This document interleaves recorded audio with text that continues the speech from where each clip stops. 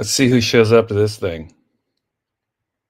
I was inspired. I follow a guy. I'm talking to nobody right now, but I've been following this guy on YouTube for at least 5 years. His name is Daisuke Beppu. He makes film criticism, sorry. I'm zoning out right now. It's a lazy Saturday right now. He makes film videos. He is a film enthusiast. I was going to say he's a film critic, but he's not a critic. He's an enthusiast. I've never seen this guy say anything remotely critical or negative about anything. He is the jolliest little Japanese man you could ever dream to imagine seeing or hearing or experiencing. This guy is so fucking positive. I love him. This isn't a complaint. I would like to see him be critical of something, but he loves everything. He loves every little thing. He never has anything critical to say. Anyway, he just did a surprise live stream, and I thought, you know what? I'm inspired. I'm going to go do this now. See who shows up at this thing. A friend and I, my friend Nate and I, we watch this Daisuke, and we always joke about him making videos because he this dude makes so many videos. I mean, every day, hours of videos. Talk about content creation, and this guy is a walking content creator. He's a creator. He's a YouTube content creator with shoes. Um, I mean, he makes so many videos, but he's also, I think he's a lawyer. He's also a lawyer. He's got a family. He's got a wife and 2 kids. It's like, how do you have time to make 12 hours of videos every day? It's fucking crazy. So my friend Nate and I, we always joke about him, uh, you know, like he's making these videos and his family's locked in a closet somewhere. Or, he just left his family at the local grocery store because he forgot about them as he rushed home to make another video. Single sad bastards who are by themselves and live alone like me. I think we have a better excuse. We have more time to come up with video content. But this dude who's a lawyer and he's married and he has kids, it's like, how does this guy have time to make 12 hours of videos every day? You know, his family's tied up in the other room while he makes his videos. Anyway, I'm kidding. Daisuke is awesome. If you guys want to see someone who's really, truly enthusiastic about film, I can't recommend anyone more highly than Daisuke. He makes live streams, he does videos, it's constant. And he's also the stereotypical little Japanese guy. He films himself doing everything. He's always got a camera. He's taking pictures of everything. He's got t-shirts with Disney and Mickey Mouse all over them. I mean, he is your he is your picturesque little Japanese guy filming himself doing everything with Disney shirts on. He's fucking awesome. I love him. Good old Daisuke Beppu. Anyway, yeah, I'm just talking to the air right now. I thought it might be an interesting time to do a live stream. It's like 1:52 here on the west coast of the United States, so I thought it'd be a good time for Americans on a Saturday. Europeans could pop in here. It's not too late. But, I've been going for 4 minutes and nobody's here yet, so I'm just going to keep talking to the air. Just stare into your souls until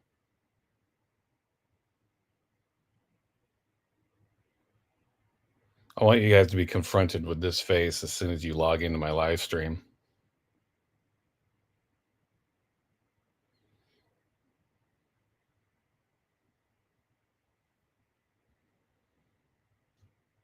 I was thinking of doing a video today. I just didn't really. I guess I'm feeling kind of lazy about it. I don't know what to do it on.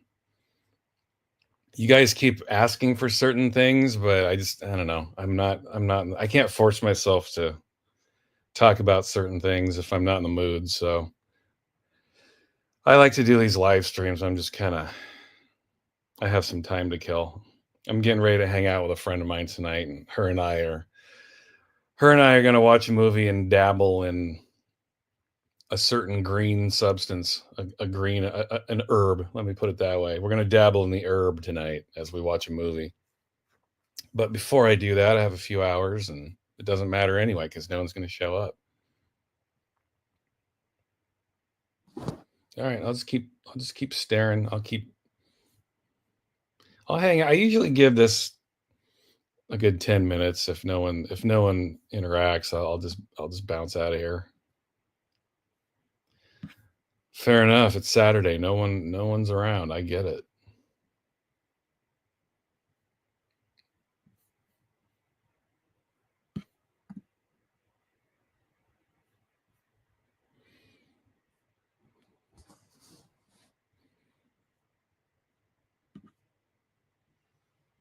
Oh, there are three people lurking right now, but you're all pussies and none of you are saying anything. That's too bad. That's too bad, pussies.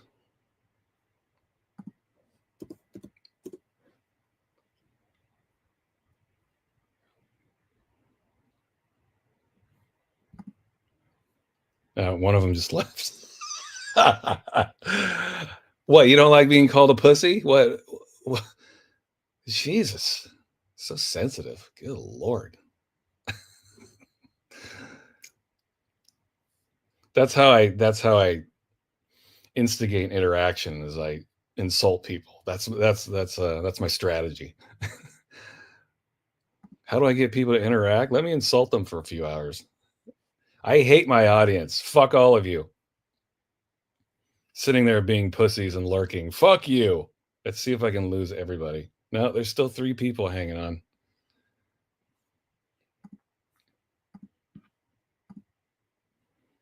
Three people wondering, should I reach out and try to communicate with this fucking asshole as he does his live stream, or should I continue to just sit here and not say anything? What should I do? Oh, the moral conundrum I'm in. What do I do? All right, keep lurking. I'm out of here in 3 minutes. Let's see if I can get one single comment. I'm just going to insult people for 10 straight minutes and see who hangs on.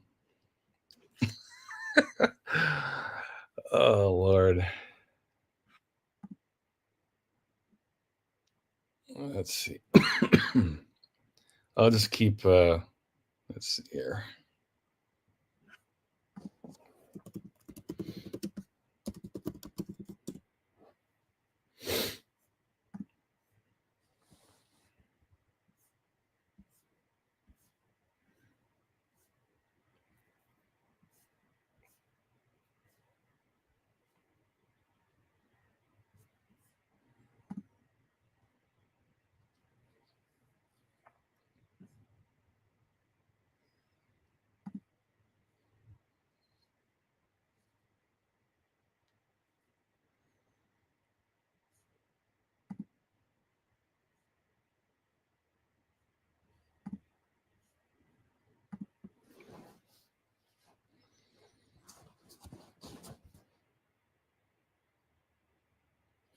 All right, let's go back here. I'm just doodling on the internet right now. Let's see, what are we at here? Almost 9 minutes.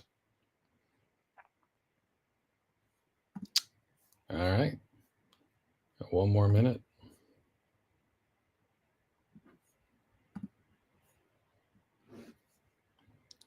Oh, it's up to 4 now.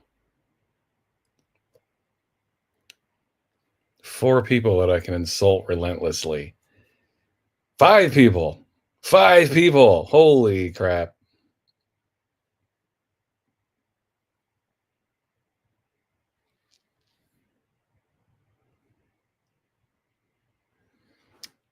All right.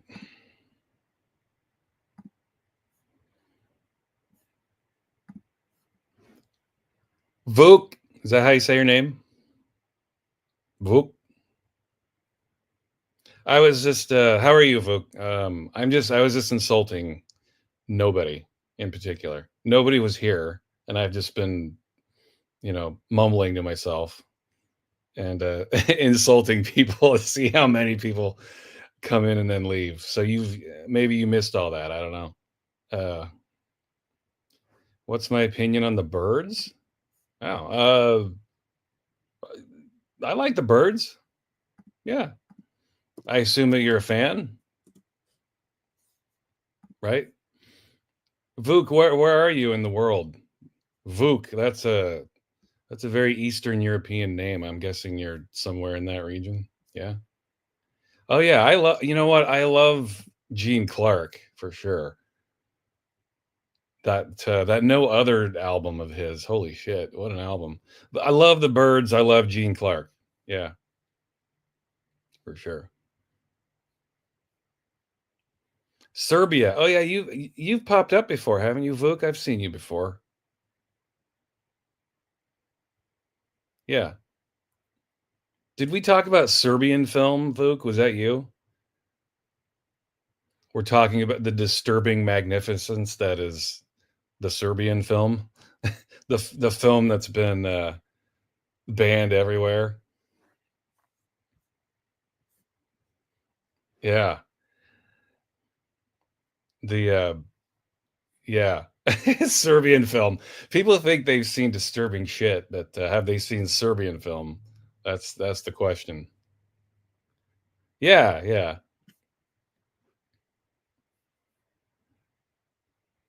You know, I do have a steel trap memory for a lot of shit.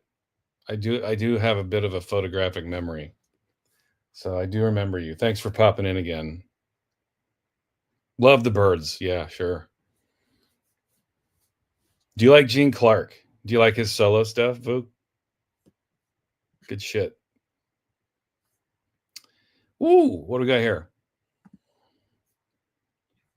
Shahed, is that how you say your name? I apologize if I'm mispronouncing it. Shahed, where are you in the world? I like asking where people are. Thanks, man.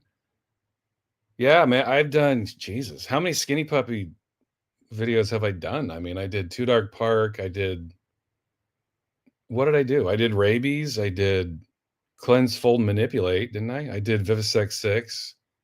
I did Bites. Was there another one that I did? I've done plenty of ministry videos.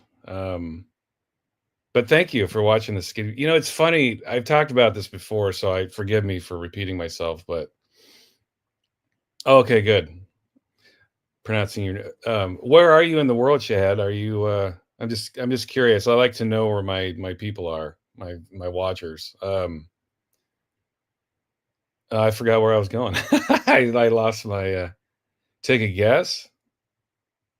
Well, I don't know. I don't know that I want to take a guess. I mean, you could be. I'm guessing somewhere. A name like Shahed, I mean, you could be anywhere. You could be in America, you could be in Egypt, you could be in the UK, you could be in India, right? Now you get to tell me. Am I right on all of those? Any of those?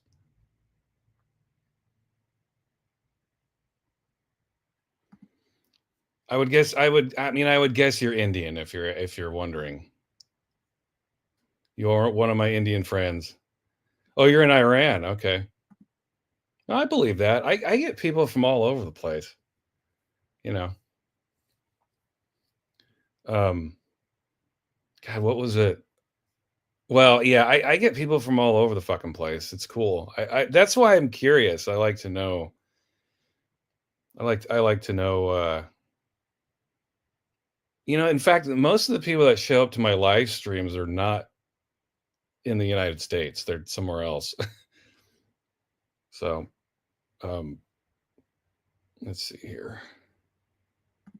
Back to Vuk. Oh, Shahed, what's your favorite Skinny Puppy album? Mine's Rabies.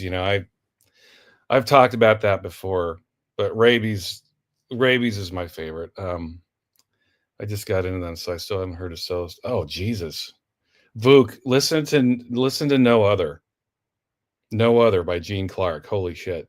I would argue that No Other, his solo album, is better than any Birds album. I mean, that's just my opinion. But oh my god, go listen to No Other, dude. Seriously, shit will blow your mind. I mean, if you like the Birds, I mean, I would only assume you would like Gene Clark's solo stuff. But I think he hit his peak when he did No Other. Fucking awesome album. You know what I'm saying? Um, what am I right on the money about? About rabies, you mean?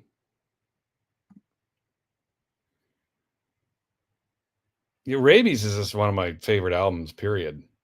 Skinny Puppy or otherwise, rabies is just. But I love Ministry. Again, it sounds like you've watched my rabies video. It's just, the combination of Skinny Puppy and Al Jorgensen. It was just in that time period, like 1989. It was just like, oh my god. Um, you know, Probably, arguably, my favorite industrial album, whatever that means. Um,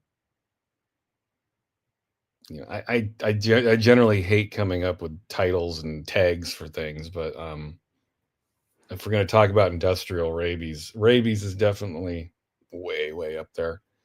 All right, I got a couple of people talking. Sweet. Beautiful. Let's see how long this can go. I don't know if you guys were around at the beginning, but I was just a couple of people were in here, but they weren't talking. So I was just insulting them, trying to incite a riot, I guess. But no one cared. No one gave a single fart that I was trying to instigate them. Uh, oh fuck yeah, man. Yeah. Not as much as Pills and Thrills, of course, but I mean, I just love Happy Mondays, period. You know. I don't love their last album. That one was a tough sell, the Yes Please album. Um yeah. Let's be real. That's a shitty album. It was poorly advised, poorly devised, poorly produced. Yeah, that was a problem. But everything else Happy Mondays did, I loved on some level. But yeah, Pills and Thrills is at the top for me. But uh, yeah, that whole era, that late '80s through 1990 era, it was just amazing. How about you? You must love Happy Mondays, yeah. Um, you can, yes. Thank you for asking. Well, I'm trying to think. It's boy. I mean, there's a lot to unpack there, but I guess the quick capsule version of that is I started out as a writer. I and a DJ.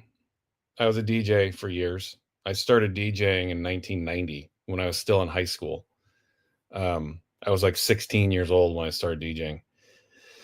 Started DJing, and then I was also a writer, and so I decided to incorporate those two things together. So I was DJing, and I started writing reviews for magazines here in the United States, and that's how it started. And then I started uh, that it kind of blossomed from there as a writer. I guess really my core trade, I guess, is a writer. I'm a writer, really, at my core. And then I did that all through the 90s. I DJ'd and I wrote, and that's what it was. And then about God, what was it? 2013. It was over a decade ago. I got a job at Discogs. I kind of got away from writing for a while. I got a job for a local healthcare company, a hospital chain, and I worked there, and I kind of got out of music, and then Discogs was hiring, and so I interviewed at Discogs, and they hired me like right away. I was perfect for what they needed. So then I got sucked into the music industry again, and I started writing again, and I pretty much created the entire blog and social presence for Discogs. And I worked at Discogs for I don't know 4 or 5 years until I couldn't take it anymore, and I had to get the fuck out, and I left. And that was shit 8 years ago. No, seven. Sorry, 7 years ago. I left Discogs about 7 years ago. And since then, I really haven't had anything to do with the music biz, really.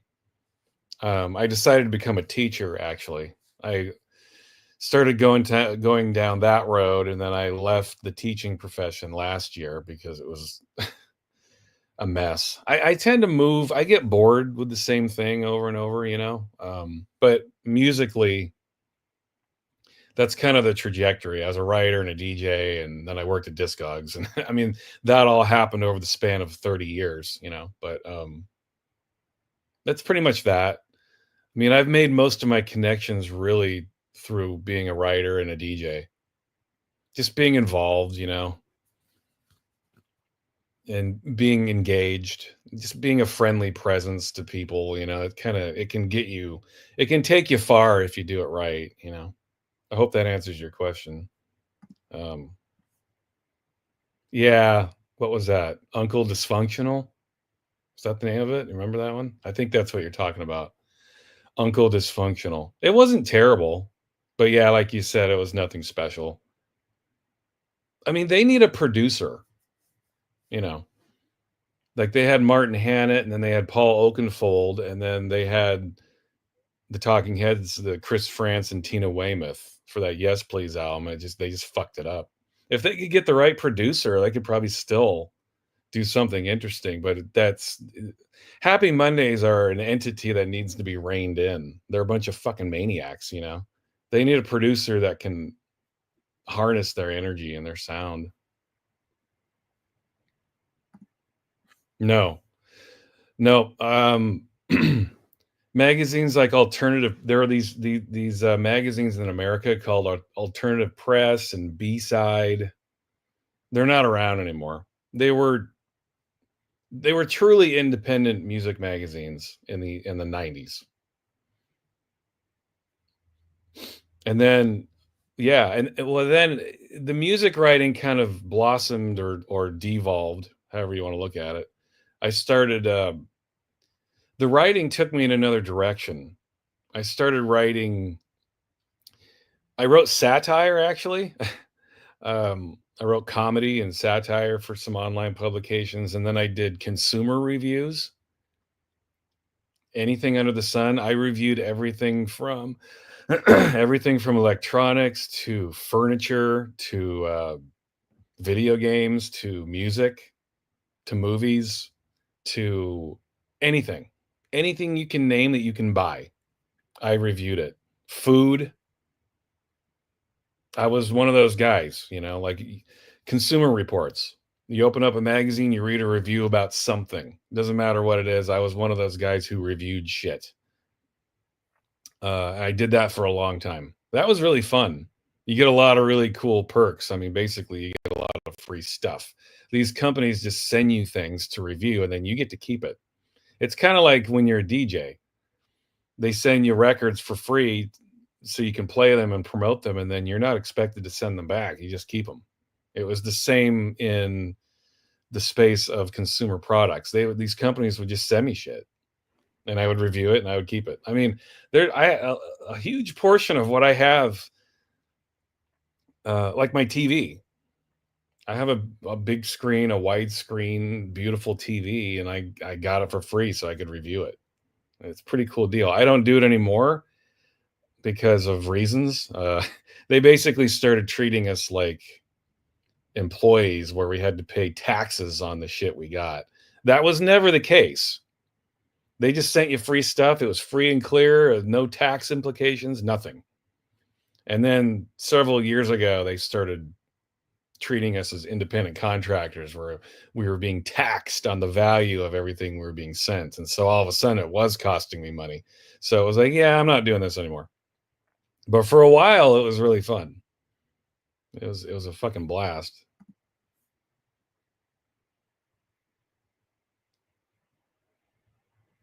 Oh, the are you talking about the Mick Jagger thing? Performance? That's the only, yeah, it's the only one. Why are there six people in here and only two people are talking? Come on, people. What the fuck is this shit? Come on, man. Speak up. Uh, yeah, I actually was thinking about doing Echo and the Bunnymen. I did Ian McCulloch. Did you see my Ian McCulloch video? Um, yeah, Teardrop. Did I did a Julian Cope. Did I do Peggy Suicide? I think I did, didn't I? Um, yeah, I've thought about doing Teardrop. I'm not a huge Teardrop Explodes fan, but I'm a huge Julian Cope fan, if that makes any sense. I love his solo stuff, but not all of it. Like I love Peggy Suicide, I love Jehovah Kill, I like Autogeddon. I'm not a fan of the 80s stuff, really. I felt like it took a while for Julian Cope to kind of get into a rhythm. Like he did that in the 90s, in my opinion. 80s stuff I have a hard time listening to. I'm not a big fan of that. Echo and the Bunnymen, yeah, I like them. I was thinking about doing some Echo and the Bunnymen shit. Um, but yeah, I've thought about doing a ton of videos, man, but I just kind of I don't know. It's been a tricky year so far, man. It's not been a great year for me personally. I'm not going to get into all the, I'm just not going to get personal on my channel, but it's been a rough year. And so I've had challenges just getting motivated to do videos this year. It's kind of not been on my radar. But yeah, I have a whole backlog of ideas. I always have ideas. But the other thing too, Vuk, is like, people on my channel kind of come and go, and it gets kind of boring to me. Like I lose motivation to do more videos. And it's my fault. And I'm not blaming anybody, but I noticed like I've been doing this channel for almost 5 years now, and I've noticed this trend of people, they'll find my channel and they'll be super enthusiastic about it, and they'll be really chatty and supportive for like 4 or 5 months, and then they'll disappear and I'll never hear from them again. I feel like I want my channel to be, I want there to be a community, but I'm also not altogether interested in trying to foster the community because I feel like I'm naive in that way. Like I started a Discord last year. I thought that would be a good idea, but it was a horrible idea because you end up having to babysit adults like they're children because they do stupid shit. And so I'm in the unique position of like really wanting to have a relationship with my community, but also really hating my community at the same time. Like, I know that makes no sense, but you know, I'm not. I'm losing in my interest in fostering a community with my channel is waning. I know it sounds horrible, but the people that, at least the people that interact with me, not you guys, but the people that interact with me, they just kind of fucking annoy me. They irritate me. Like I'm trying to be here and have a community, but my community kind of irritates me. And so when someone does something stupid and I say something, uh, they get pissed and they go away. And so that leaves me in a position of not really wanting to create more content. It's like fuck you guys then. If you guys can't behave yourselves, why am I here? You know what I'm saying? But this isn't really what you asked, Vogue. But I think about doing a lot of videos, but I'm in this position this year where I kind of don't give a fuck what people want. You know what I mean? I will try to do a teardrop explodes video, but I don't know if I will. Let me put it that way. And again, I'm not talking about you, but I'm getting tired of these fair weathered fans or watchers of my channel. You know what I'm saying? I get bored of it. People misunderstand shit. They like to point out every little thing that I'm missing, every detail that I'm not reciting. There's just you can't make everybody happy. It's I'm not interested in making anybody happy, really.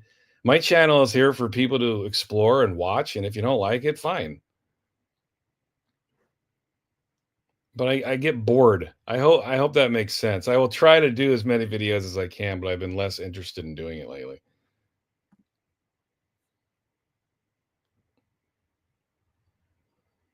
Oh, thanks, man. Thank you. If you knew the reality, you might not say that. I know, I mean, I shouldn't say that. I've had an interesting life. It's just not so interesting now. Um, it's definitely winded. It's listen, I'm middle aged now, man. I'm 52 years old. So at least in America, when you're a 52-year-old white guy, like you're kind of you start to be you reach that age in your life where you're kind of the odd man out. You're the forgotten guy. People don't really give a fuck what you have to say anymore. And this is part of my struggle with life right now. I've just hit a midlife crisis. It's boring, but I have. I'm at a stage in my life now where I kind of don't care. I don't care about if I entertain anybody. I don't care if I entertain myself. I just don't give a shit anymore. I want to have my channel, but at the same time, I don't. There have been times recently where almost packed it in. Like I don't want to have my channel anymore. I'm just going to remove it. I'm removing all the videos. I'm taking all this shit off. I'm done. I hate having my face out there in the public space. Honestly, I fucking hate it. I almost did this channel well over a decade ago, but the idea that my face is out there, I fucking hate it. So it's a it's constant inner turmoil here. But I appreciate you guys supporting me. I mean, I do. Don't be surprised though if you one day you maybe look for my channel and it's not there. I've lately I've been in that mood where I'm like, fuck it, I'm done. People drive me nuts. But for the most part, the people that I really love find my channel, and that's why I keep going with it. But I don't know. Lately, I've been over it. I've been over a lot. I get bored. Oh, thanks. Yeah. Yeah, it's really what I am. That's why I have that's why I have my website. I've always written. Um, and yeah, people were inspiring me to do this YouTube channel, that they're telling me that I should do it because I've always felt that I'm a good writer, but I've never been convinced that I'm a good orator, like a good speaker. But then that's not what people have told me. People have said that I'm a good writer and I'm good at talking in front of people. So that's one thing I don't have is I don't have anxiety when it comes to like people. Like I can stand up in front of 1,000, and I've done it. I've done it before. I can stand up in front of 1,000 people and not feel one bit of nervousness. Like I don't give a shit. I'll do it. I mean, I don't have anxiety in that way. I have anxiety about other shit, but not about people. Like I'll stand up in front of 10,000 people and I won't feel a thing. I don't give a fuck. I mean, it's just people. People don't, human beings don't human beings don't threaten me or make me anxious. I I s- I don't care. I don't give a shit if anybody likes me or not. And while that can be a negative, I think there's a positive to that too. I truly don't care, and I've always been this way. I was just talking to my parents about this the other day. Um, I said something like, "I don't give a fuck," and my mother told me, like, "You know what? You've always been that way. Ever since you were a kid, you've never given a shit what anybody has to say about you. You don't care. You dress the way you want to dress. You look the way you want to look, and you don't care. You've always been that way." I'm like, "Oh yeah, I guess I have." So that's how I feel with my YouTube channel too. It's like I truly don't give a fuck if anybody watches. In fact, I'm surprised that anybody does. I encourage people to not watch, and they still watch. I mean, if I truly went out of my way to promote my channel, I mean, maybe I'd have a lot more subscribers. I just don't give a fuck. I don't care. I don't know. I see people on YouTube, they're so desperate for subscribers. Like, please hit the subscribe button. Please. With me, I'm like, don't hit the subscribe button. In fact, unsubscribe. I don't want you here anymore. Go fuck yourselves. I encourage you to stop watching me altogether. I know I got off on a total tangent there. But that's what I do.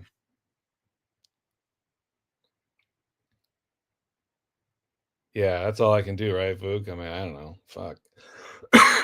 Excuse me.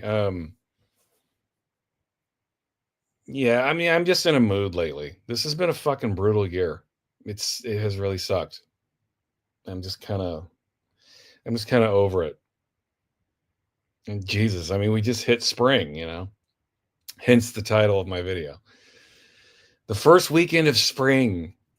The birds are supposed to be out singing and the sun is shining. That is not happening here in the Pacific Northwest, I can tell you that much. It's cloudy and it's not raining yet, but looks like any second it could be raining. So whatever. Yeah, I love the Cramps. Love That's a video I've thought about doing is the Cramps. Fucking love the Cramps. I was just listening to the Cramps the other day. Yes, sirree. The Cramps, baby. What's up, Hammer? What are you doing? I'm just bitching and moaning. How are you doing? You know me. I'm just ranting, ranting, coughing, pontificating like a fucking asshole that I am. How are you doing? Heathen, where are you again? I forget. You've told me before, but where are you in the world? You fucking heathen, you. Where are you? Wait, hold on a minute. Um, I can't find a lot of channels like yours. All right, see you later, man. Thank you. Uh, I don't think I will. I'm just trying to illustrate that I feel that way sometimes. Like, yeah, it's just a feeling. I don't think I will. I won't. It's just I have moments where I'm like, fuck it. I wanna pack it all in. I won't though. Okay, I was gonna say Canada. I thought you were in Canada. Yeah. Um. Yeah. It's Yeah. I mean, as you probably know, Heathen. I'm in Washington State, so it's yeah. Weather's not great here. It's basically like cloudy and rainy 9 months out of the year here, and then 3 months it's warmer, and we have like 1 week where it's like 90 and above, maybe 2 weeks, and then yeah, we have a couple of months where the weather's is really great, and then it's fucking pissy and cold the rest of the year. Pretty much 9 months. This is right toward the end of that. Well, no, that's not really true. I guess it's June, July, and August are the 3 months that we get that are halfway decent. And then the other 9 months, it's just like, oh. All right, well, we're up to 12 people in here now.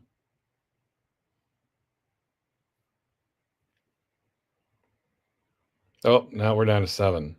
As soon as I mentioned that, they're like, I'm out. And I don't really, this is my fault too. I don't really have a direction. I felt like doing a video today, but I'm not inspired to talk about any one album or band or movie or whatever. So I just thought I'd come on here and let you guys kind of steer the conversation.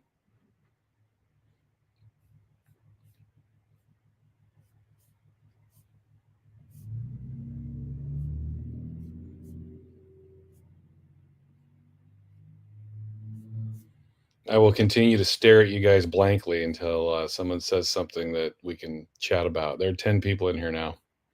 As soon as I mention that, though, I'm going to lose half of them. Let's watch. Or you guys can't see this, but let's see 10. Holy shit, Magnus! Dude, what are you doing? You son of a bitch! Magnus is here. Good old Magnus. How are you, man? Have you shown up to a live stream yet? Magnus is my dude, man. He is a longtime watcher, supporter. What's up, man? How you doing? How you doing over there in Sweden, my friend? Love me some Magnus. I hope this is the same Magnus. That would be embarrassing if there's another Magnus out there. Oh shit, top 3 TV shows? That's pretty easy.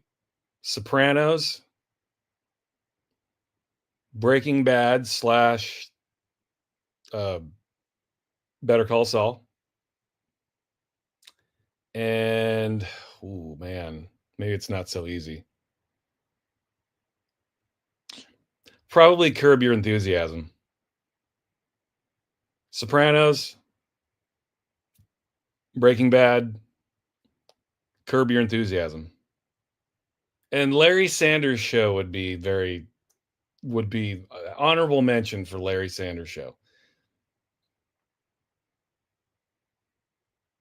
So there you go. How about you, Magnus? It's 10:28 and I'm a bit drunk, so all good here. Yeah, man, good to see you. Um yeah, I don't remember you ever popping up to a live stream, have you? Yeah, dude. I mean, come on. Sopranos? Does it get any better than Sopranos? Holy shit. My God, what a great show. That's a show that I rewatch pretty much yearly. Not the whole series, but I will rewatch certain episodes every year. I do that with all those shows. I do it with Breaking Bad and Curb Your Enthusiasm too, and Larry Sanders Show. But yeah, I don't know. It's like I watch shows like Breaking Bad and The Sopranos, and then I watch other TV shows, and it's like, how can these other TV shows call themselves good TV shows when you've got shit like The Sopranos and Breaking Bad out there? Other people are failing. You know what I mean? Like people need to step up their game and at least get close to the greatness that was The Sopranos. The Sopranos is fucking amazing. It is the deepest, most complex, and beautiful storytelling and characterizations I've ever seen in my life. Tony Soprano, that character is arguably the most complex and fascinating character I've ever seen in TV or film. It was and beautifully played by James Gandolfini, born to play that role. Fucking amazing. Nothing better. It just a beautiful show, and it never ages. Again, I watch it every year, and it just never gets old. Just oh my god, so good. Good to see you, Magnus. Now that we're both fan, like you should do. Yeah, I will. I was thinking about doing "Stay Sick." That's my favorite Cramps album. That's the cool thing about the Cramps. I mean, people usually have different favorites from them, but "Stay Sick" would be mine. Love "Stay Sick." I'll do a video on "Stay Sick." I've thought about doing that several times. Uh, yeah. Thanks for popping in, man. Thanks for bringing your drunk ass onto my live stream. Yes, I encourage my watchers to be inebriated when they watch me. It makes it well, I don't know if it could be better in any situation, but it makes the pain of looking at my face go away a little bit more. What are you drinking, Magnus? What are you drinking over there? What's your poison? Mindhunter. I have to tell you, never seen it. Sorry, I haven't seen it. Mindhunter. Do you guys remember Hitchhiker? Are you guys old enough to remember Hitchhiker in the 80s? That HBO show? Fucking love that show when I was a kid. Love that show. Hitchhiker. Yeah. I mean, I'm trying to think. The Wire was great, but only a couple seasons of it. Like the first couple. The first two seasons of The Wire were brilliant. But then it definitely went downhill. So as a full series, I wouldn't say The Wire is one of my favorites, but the first two seasons were amazing. Mad Men, great show, great show. Have any of you Europeans probably haven't seen this, but Louis, have you heard of Louis? He's a stand-up comic here in America. Chubby guy, red hair, um, brilliant show. Louis. Again, I don't know that a lot of Europeans would know that one, but Louis brilliant. I don't really like Louis C.K. as a stand-up, but his show Louis is fucking brilliant. One of my favorite shows for sure. Yeah, Larry Sanders. Uh, God, I'm trying to think. I mean, a lot of my favorite shows are shit that I saw when I was a kid, like The Jeffersons. I love The Jeffersons, All in the Family, Good Times. These are some of my favorite shows. Fucking Golden Girls. I mean, come on. To me, these are some of the greatest TV shows of all time. I mean, but I don't know. It's just a different era. Like things were different. Uh, Mr. Show, which is a comedy show on HBO. Mr. Show, definitely one of my favorites. Beer, 5.8%. Sweet. What are you listening to? You listening to Pink Floyd? You're a big Dark Side of the Moon guy, right? Got yourself some Pink Floyd, some beer. Quantum Leap. Oh my God, yeah. What was the guy's name? Scott Bakula? Is that his name? Scott Bakula? Why is that coming into my head, that name? Yeah, that was a cool show. It was, yeah. God, I haven't, yeah. No, no, no, no, no, no, no. Not Louis Anderson. No. Louis C.K. Yeah. Totally different guy. Yeah, Louis Anderson was a stand-up too. Louis C.K. is also a stand-up. Uh, look up Louis C.K. and he had a show on FX called Louis. Brilliant show. So good. Yeah. When Louis C.K. got in trouble a few years ago too. He did some creepy shit. You know, most countries outside the United States wouldn't give two flying fucks what he did, but because he's American and Americans focus on really stupid shit, he got in trouble. But he's starting to climb his way out of his trouble now. I mean, he's doing fine.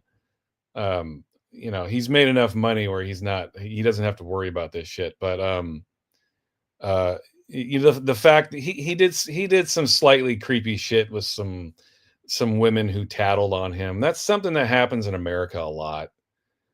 Like consenting adults get together and they do sexual shit, and then a couple years later the women claim that they were sexually assaulted or something, and it becomes a big news item. It's America's a fucked up place. Have you noticed?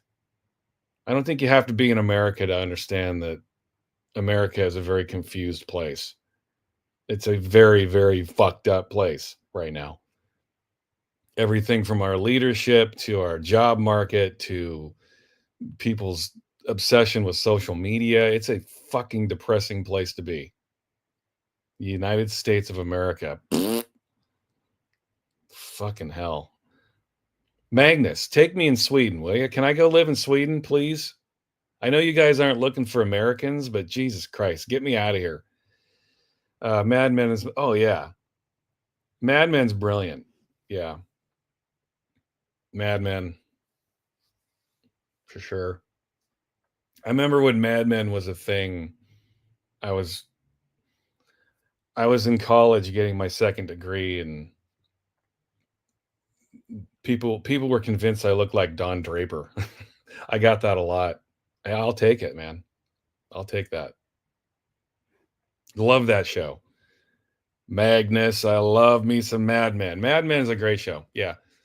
I'm trying to think of others too. I mean, newer shows, but I just named them off, really. I mean, those are some of my favorites. All right, got a new name here. Hey Robert, what's up, man? Thanks for popping up. Was just watching your top industrial albums list. I'm a fan of pretty much the whole discog of Skinny Puppy, Cabaret Voltaire. I assume that's what you mean by those acronyms there. Also liking a few Ministry, Nine Inch Nails album. Could you recommend me 3 out of 5 industrial albums I should know? Well, I mean, you just mentioned you have your Skinny Puppy, right? Um, I mean, my go-tos would be Skinny Puppy and Ministry. Cabaret Voltaire. I mean, I think my favorite Cabaret Voltaire albums are their later albums, which were pretty much Richard Kirk albums. My favorite Cabaret Voltaire album is The Conversation, but that's not industrial. That's pure ambient techno. But I think ambient and techno music exist in that industrial world. They're all kind of related. But Well, shit, man. Yeah, I mean, at a skinny puppy, I'd recommend Rabies, but I've talked about that. Ministry, I'd recommend Land of Rape and Honey. I would recommend Coil if you like industrial. Definitely, Coil. Have you checked out Coil? Uh, Einstern's and a Neubauten. Check out Einstern's and a Neubauten. Check out Pancow. I did a video on Pancow. Pancow put out an album called Gisela, and I think it's very underrated as an industrial thing. Check out Gisela by Pancow, and I did a video on it. So I talk about it. That video is probably 10-15 minutes long at least. But those would be, yeah, I mean 3 or 5, and just watch my channel. Really, I mean I've talked about dozens of industrial. I think Pop Weed itself has some industrial leanings to it. Throbbing Gristle. Throbbing Gristle is the band that the guys in Coil were in. So if you're interested in that, really pretty much anything from Throbbing Gristle. Seriously. So yeah, any of that stuff. Oh yeah, we talking about comedians? Yeah, Bill Hicks. Hicks and Carlin are, in my opinion, two of the greatest. I put Richard Pryor's at the top. Absolutely. No question. Richard Pryor, Carlin, Bill Hicks, Sam Kinison. Oh my God. I mean, there's so many great. I think Chris Rock is the greatest living stand-up. I think Dave Attell is brilliant. Going back, I think Rodney Dangerfield was brilliant. Don Rickles, Joan Rivers. That's the classic shit that I love. The comedy. When comedy was fearless, not like now where it's just virtue signaling. I think Chris Rock is the biggest exception out there right now. He's the one dude in the stand-up realm that just kind of he carries the torch for like an older school type of comedy. Chris Rock's a brilliant comic, in terms of people who are alive, but I still think he's brilliant. Um, let's see, Dark Side, yeah. Oh, that's right. You want me to do the Bob Dylan video? Yeah, I'll do Dylan. I love Bob Dylan, man. I've said it before, but like I love it when people talk about the greatest lyricists of all time, and like anybody other than Bob Dylan isn't number one. Like, are you serious? Come on. I just think that some things are true. Sometimes things are just a fact.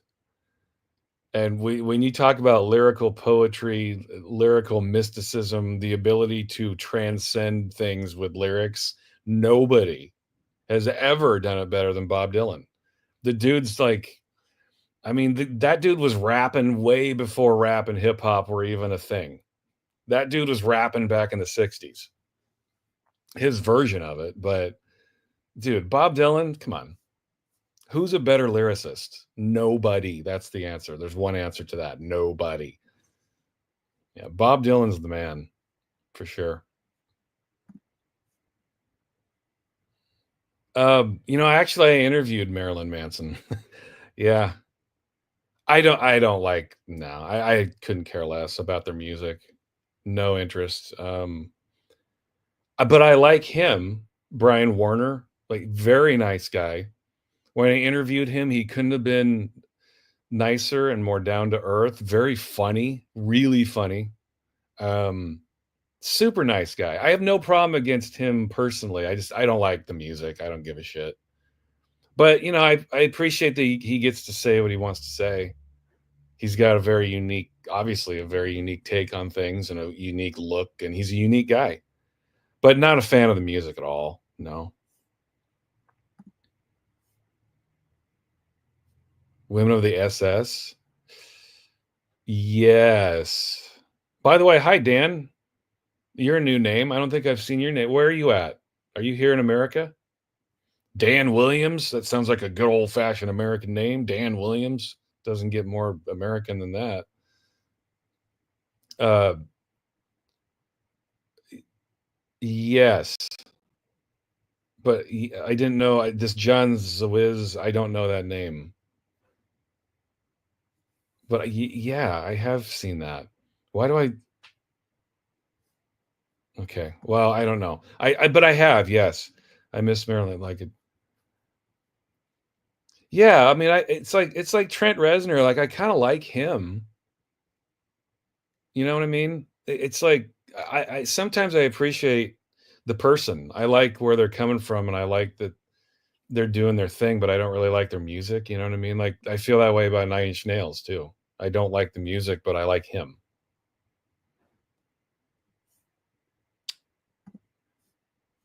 Yeah, 20 Jazz. Yeah. Oh, so you've heard that? Okay. Yeah, that's oh, dude. If you like plasticity, which I agree with, plasticity is fucking awesome. Check out international language and the conversation. Yes. If you like plastic international language and the conversation are just extensions of plasticity. Yes. But all that stuff's good. I like all Cabaret Voltaire, even the early shit. It's all good, but I think Richard Kirk just got better. When he was in full ambient techno mode, I thought that he was rolling. I mean, that's his greatest time. So yeah, check out International Language and the Conversation.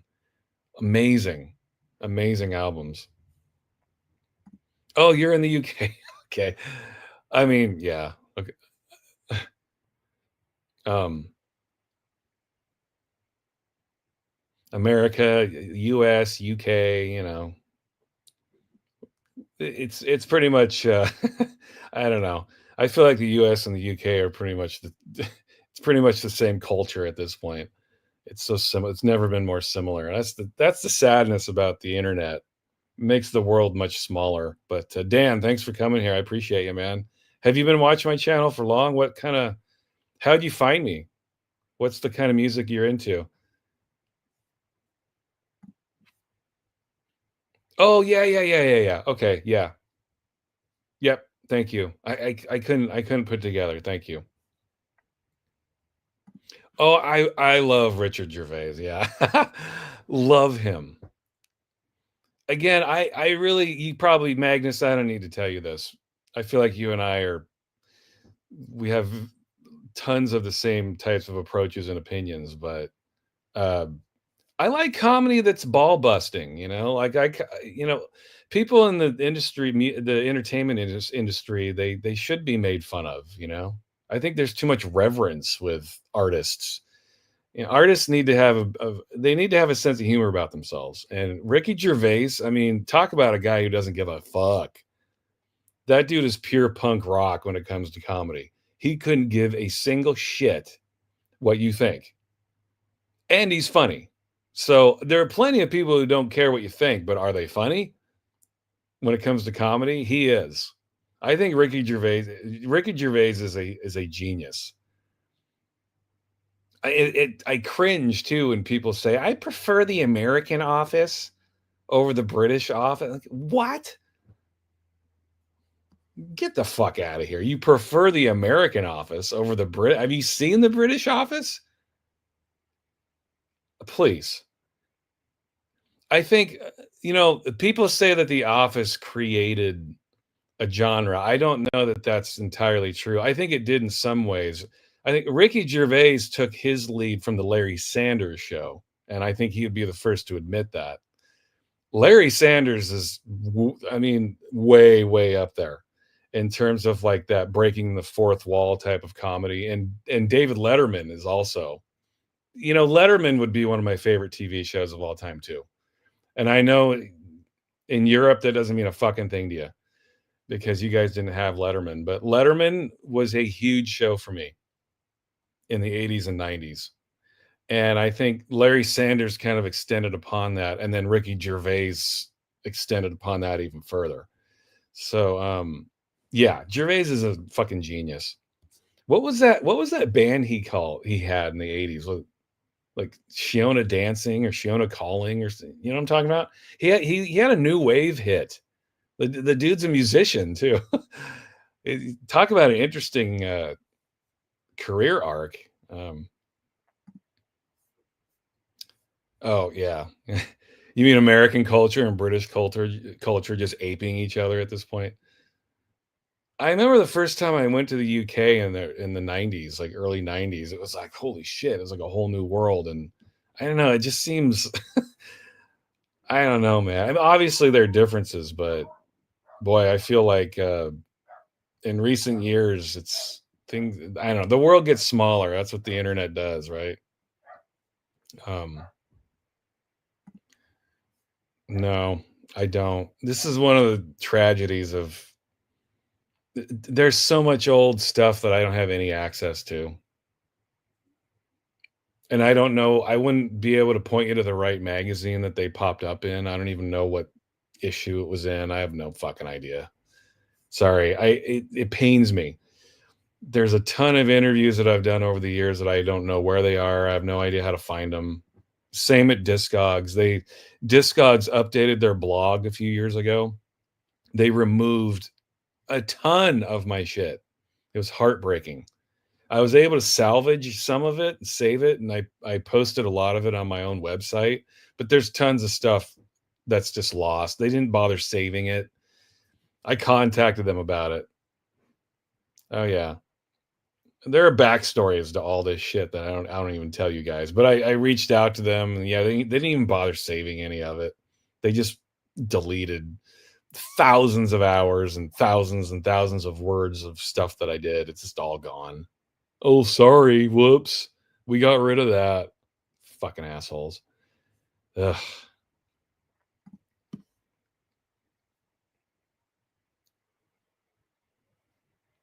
Oh, okay. Do you mind me asking what kind of artist you are? I mean, you don't have to answer, but I'm just curious.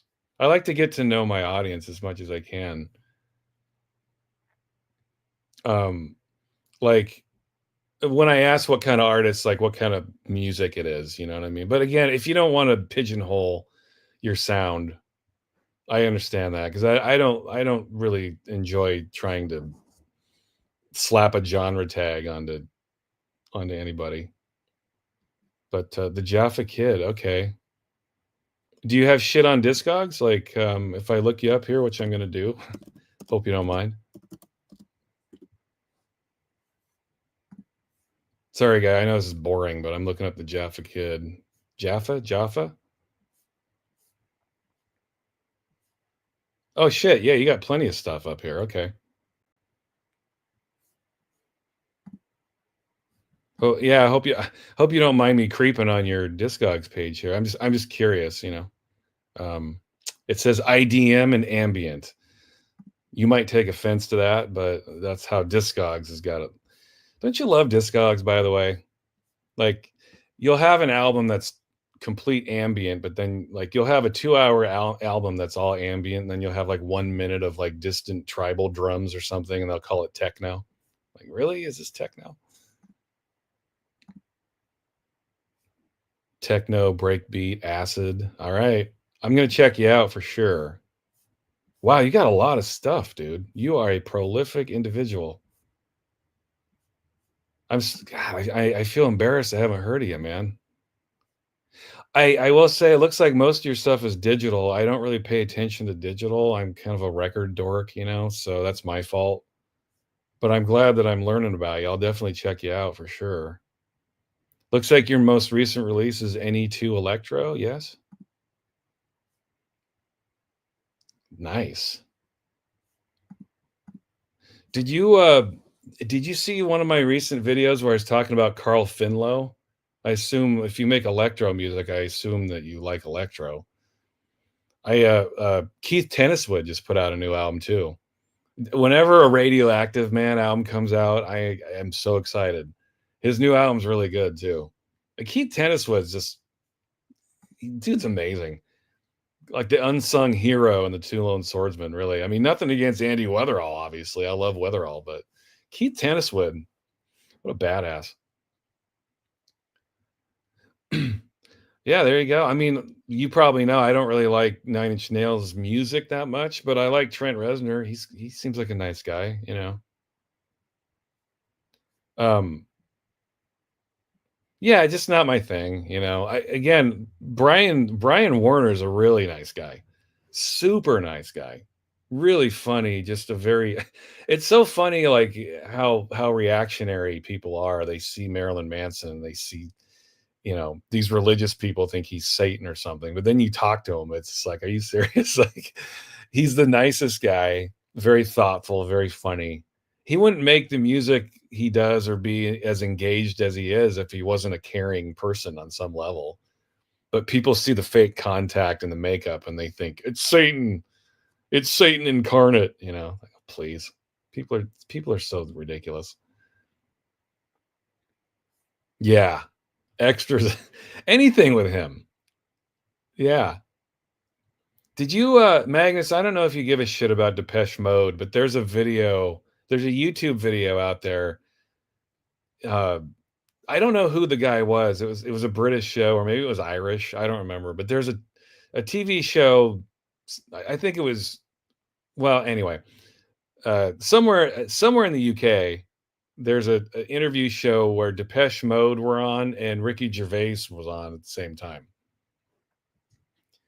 and they were all talking and making each other laugh. I love those kinds of interviews where they're just being real, because most bands, they don't want to sit there and answer the same fucking questions over and over.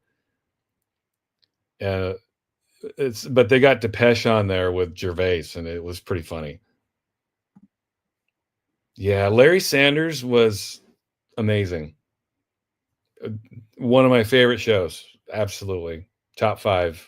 Um, it's easy for younger generations to forget. Like, I think kids who like newer shows like 30 Rock or Parks and Recreation or whatever it is, they don't realize that those shows are like they are because of Larry Sanders. Larry Sanders was the first show to do that style. And in my opinion, none of it's ever been funnier than Larry Sanders.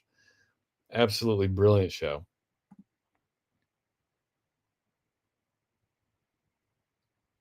Yeah, I mean, if you didn't love international language, you might not love the conversation. But being a Cabaret Voltaire fan, I think you should just check it out anyway. But keep in mind that that later Cabaret Voltaire stuff, it's pretty much Richard Kirk stuff. Kirk Mallender wasn't really part of he wasn't part of that anymore. That Kirk was just kind of recording under the Cabaret Voltaire name. But Conversations very much a Richard Kirk album. And really, if you're gonna talk about Richard Kirk's solo albums under all of his different names, you know, Sandoz and Electronic Eye and whatever else you want to talk about, I think Conversation arguably is his best. So good. Oh my God. KMFDM, Naive. Well, I would start with their early shit. I think everything KMFDM did up through Naive was excellent. After Naive, they tanked a little bit, I think. I just never have been that interested in what they do post Naive. I think their early stuff, like What Do You Know, Deutschland and UAIOE, Don't Blow Your Top, you know, that stuff is excellent. And they just kind of kept getting better. And then they got to Naive, and that was their peak. Naive is their peak. And then after Naive, they just kind of, I wouldn't say they went down, they just kind of stayed static. You know what I mean? Like, they had this upward trajectory. They hit Naive, and then they just kind of went like that the rest of their career. They found a vibe and they stuck with it, which is fine if you love that. But I don't know, I just get bored with bands who do the same shit over and over. I don't know. It's just, I mean, I like a lot of techno music and a lot of artists who continue to do techno, but there's got to be some kind of nuance with it for me to stay interested. And a lot of people just don't do that. So, but that's just my opinion, you know.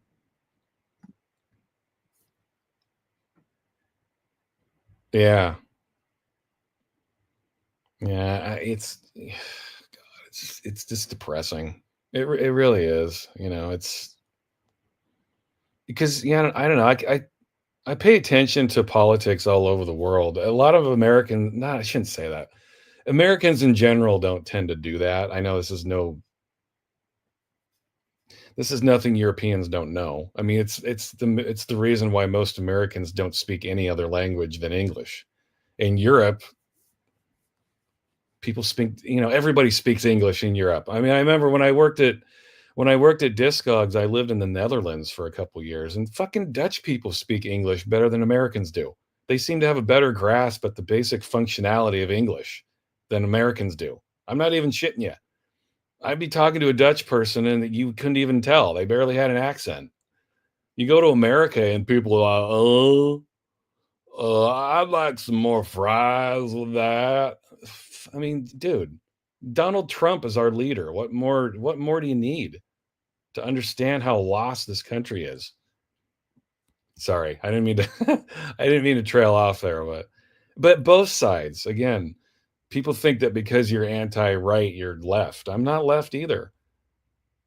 In America, it's like it's conservative Republican. UK, it's conservative and Tory. It's all bullshit. They're all out for their own agenda. Um, anyway, sorry. I didn't want to go off on a tangent about that, but Jesus, man. I remember when w- I was in the Netherlands when Trump won the first time, and Dutch people were fascinated with this. Like, what is it with Americans? Like, how can you vote for this guy? I didn't fucking vote for him. You think I'd vote for this guy? But they were fascinated with this. They all wanted to talk about Trump. Like, the minute you say that you're American, like Europeans want to talk to you about Trump, and it's like, don't fucking ask me. I don't know. You're asking me why Americans vote for this fucking used snake oil salesman, used car salesman level of politician? You're asking me, this fucking sleazy scumbag? You're asking me why he's our president? I don't fucking know. It doesn't make any sense to me either. And there are plenty of Americans who are just lost with this. But yeah, Trump's not even, he's not even a conservative either. That's funny. Like, people associate him with the right. He's not right, he's not left, he's none of that shit. He's just him. He's emboldening his brand. It's sad. Greetings from Canada. And yeah, how about Trump thinking he's gonna, you know, take charge of Canada? How do you Canadians feel about that? These fucking tariffs. I love how Canada was just like, whatever, dude. This is how self-centered and centric a lot of Americans are, though. A lot of Americans just think that America is the center of the universe. I think that's why Trump wins. That's why people like Donald Trump are president. A lot of Americans just feel like, well, we're the center of the universe, the United States, man. We're the greatest. Meanwhile, we're like a third world plantation at this point. But no, no, we're the greatest democracy of all time. Fuck off. Trust me, plenty of Americans are sickened by this. And Canadians, you should be sickened by it. I please give me a break. Uh, sorry, I got off on a rant there. Looking forward to the ministry show coming up in Vancouver, BC. Yeah, is it? I don't know. I'm not gonna go see Al. Have you noticed that they just put out like another early comp of his like with sympathy era shit? I was planning on doing a video on it. I think it's out already, actually. It came out on Cleopatra, so I'm not going to get the record. Their vinyl pressings are the worst in the industry, I think. Terrible. Terrible pressings. I mean, just awful. Really bad. But I'm going to listen to it. I'm glad that he's clearly cashing in, and he should.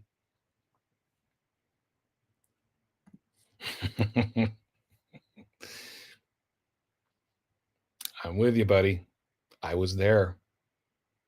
Yeah, I worked there, and I was saying the same thing. Imagine that. But no, Discog's supposed to be the way out of the rat race. That's supposed to be the last job of your life. That's where you're going to retire. Yeah, that's what I thought. I love that people like Discogs has got such a high turnover rate too, and people wonder like, is Discogs a good place to work? Well, look at their turnover rate. I mean, it's Discogs. If they were the super cool company that they're supposed to be, do you think there'd ever be any turnover? No, of course not. They are the antithesis of cool when it comes to working there. I haven't given up on Discogs because, I'm one of those contributors that was there from the very beginning who believes in the community. The community is still strong there, and that's what you should care about. But the people that work there, if you can separate that, then Discogs is still a very good source. And I would recommend anybody use Discogs in the right way. But just understand that their staff doesn't give a shit about you. They don't care. You are just dollar signs and euro signs and pound signs to them. That's all. They're just like any other stupid company out there. Their staff. They don't give two shits about the community. It is what it is. Oh, I love NTS. Okay, I'll check you out, man. Who are some of your who are some of your favorite artists? Again, electro, I would think like, Carl Finlow, Keith Tenniswood. Are you into that kind of stuff? Looks like you've been around for a while. I mean, you've been making music for 20 years here, so yeah, I'll definitely check it out. Yeah. Anything on vinyl? I mean, not that it matters, but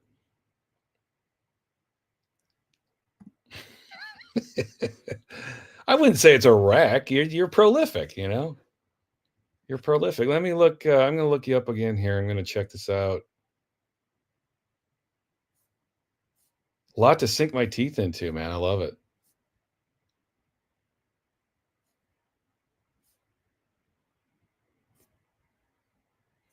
Oh, here's a 10-inch tacked on acid. Okay. I'm going to check this out. Absolutely. Here's another record right here. Second Frequencies. You got some vinyl out there. All right. I'm excited to check you out, man. Man, there's a lot of stuff on here. I love it. Did you check out my ASC video with James Clemens? He's really prolific too. I interviewed him. God, was it a year ago now? He's in the UK. Well, he's let me rephrase that. He's a British guy. He lives in the United States. British guy, really prolific, super nice fucking guy. I talked to him for a good couple of hours, 2 or 3 hours, I think. I don't know if you saw my interview with him. He does a lot of drum and bass, but he also does ambient and techno, but he's been hammering the jungle drum and bass vibe, and he's good, man. Really good. I've said this before, but he's prolific, but it's always good, like most, and I'm not suggesting this about you at all, but most prolific artists, there's a lot of shit in there. But with him, it's like it's all good. He just doesn't make any bad music. It's really impressive. Yeah, man. Thank you. I'm gonna check this out for sure. Um, Keith? I love him. He is a star. I mean, look at his going back to his swordsman stuff. It's just like, my God, this guy's good. I would love to interview Keith. I would love to interview him. I really would. I feel like Keith, I remember seeing an interview with him somewhere.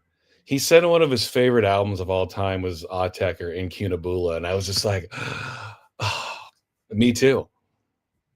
One of my favorites. And it makes when I hear his Radioactive Man shit, it just makes sense to me. Like he's carrying that torch. I would love to interview Keith Tenniswood. I really would. I'm such a fan of him. I still am. What do we got here? Yeah, hey guys, go check him out, man. Go check out Dan Williams. All right. He records as the Jaffa Kid. Jaffa. I apologize if I'm mispronouncing that. He's got a ton of shit, so you have no excuse to not listen to him. All right.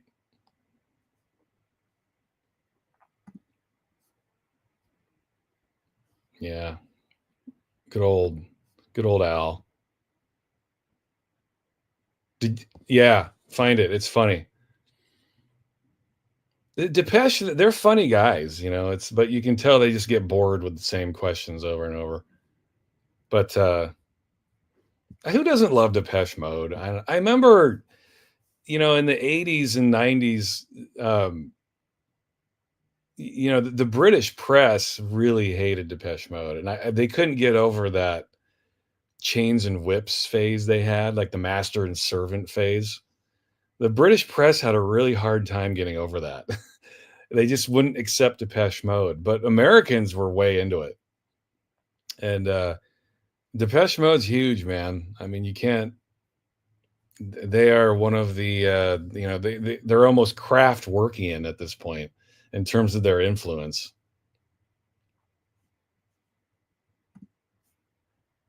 Oh, you did?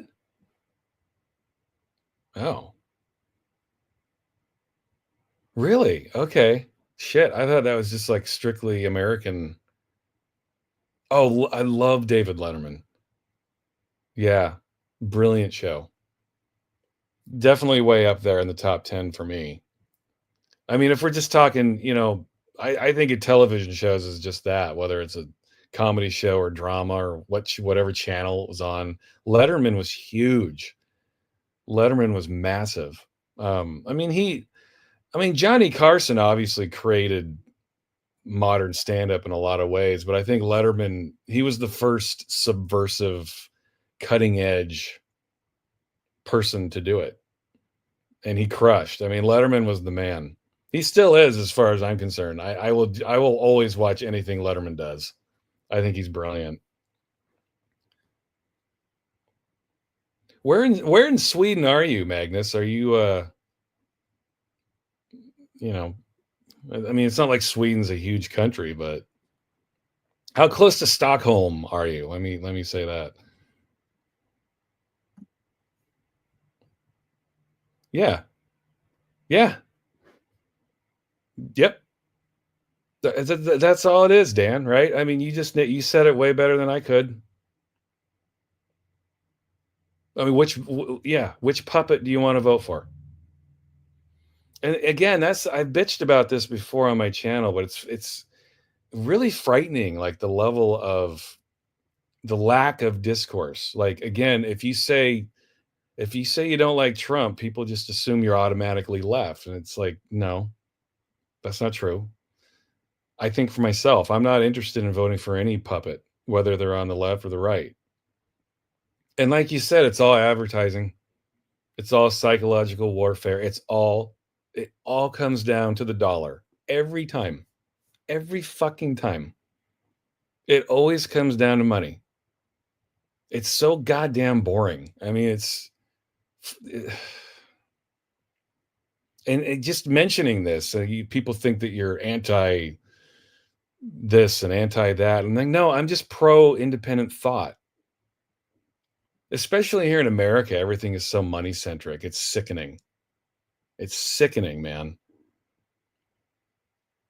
People like in healthcare here in America, it's like, oh, well, you gotta, healthcare. You gotta think of your shareholders, your stockholders. You know what? I don't see stockholder or shareholder anywhere in the United States Constitution. Not one fucking time.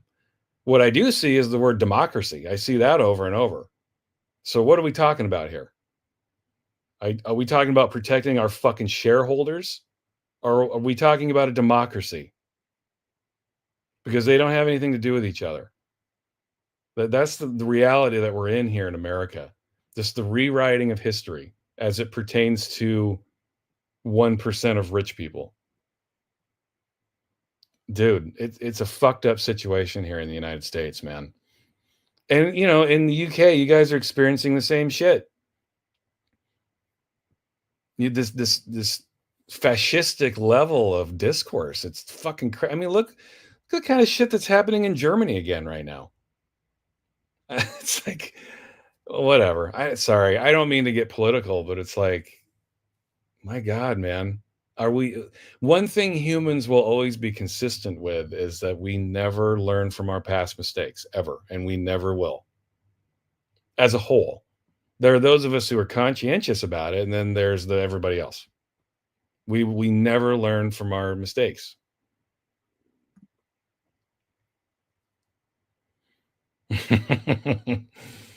Yeah. Yeah. Or London's Burning by The Clash or something. I mean, just any song dedicated to shit burning to the ground. 'Cause really that's what's happening. I mean, honestly, when you stop and look at it and you think of history, I mean, what's the one thing that humans do? Babylon burns. Um, Rome fades. It turns into a destitute third world plantation.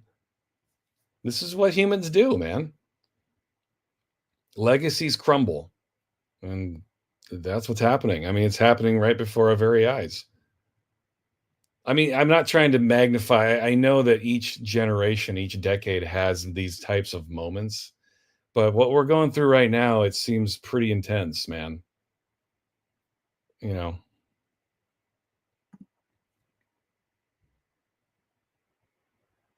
Well, I mean, I just mean they're vinyl pressings. Marcel, hi, how are you, man? Marcel Chenier.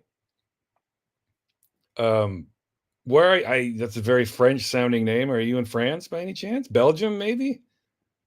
Where are you, my friend? I like to know where people are. Um, just their vinyl pressings. I don't mean to say that Cleopatra's shit. I just mean their vinyl pressings, you know. And I love With Sympathy and Twitch. Twitch is shit.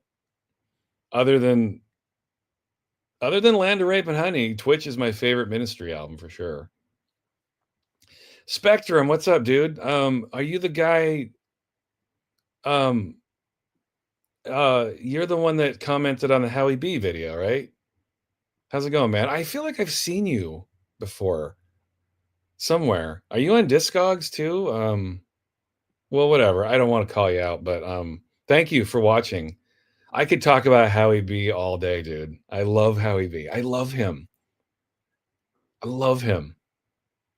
In fact, a handful of my favorite musical artists ever of all time are all Scottish. Like, what's going on in Scotland? You Scots are fucking inspired, man. Fucking Howie B, KLF, Primal Scream. There's something going on in the water, man. Ugh, love that shit. Anyway. Oh yeah, DJ Rum. Hell yeah. I just picked up, didn't I just get something from him? He just put out a new record, right? I love DJ Rum. I still buy most everything I see on RNS records. I see that horse and I'm like, fuck, I gotta have it, man. I mean, I realize like psychologically I'm just being nostalgic, you know. Um, but it logos work. I mean, I'm not so much the same way with Warp anymore, but there was a point when I saw that Warp logo, I bought it. I didn't care what it was. I'm still kind of like that with RNS. I'll buy anything. Like, well, there's the horse. I got to buy it. I love RNS. But yeah, I do love DJ Rum. I love his like his stuff is like it's borderline like drum and bass, but it's techno, it's just hard. Like that hard driving metallic almost industrial hardness to his techno music. Love that shit. What do you yeah, would you how would you describe his stuff? That's kind of how I think of him, like a hard, almost industrial slant to techno music. I love that shit. Canada, okay.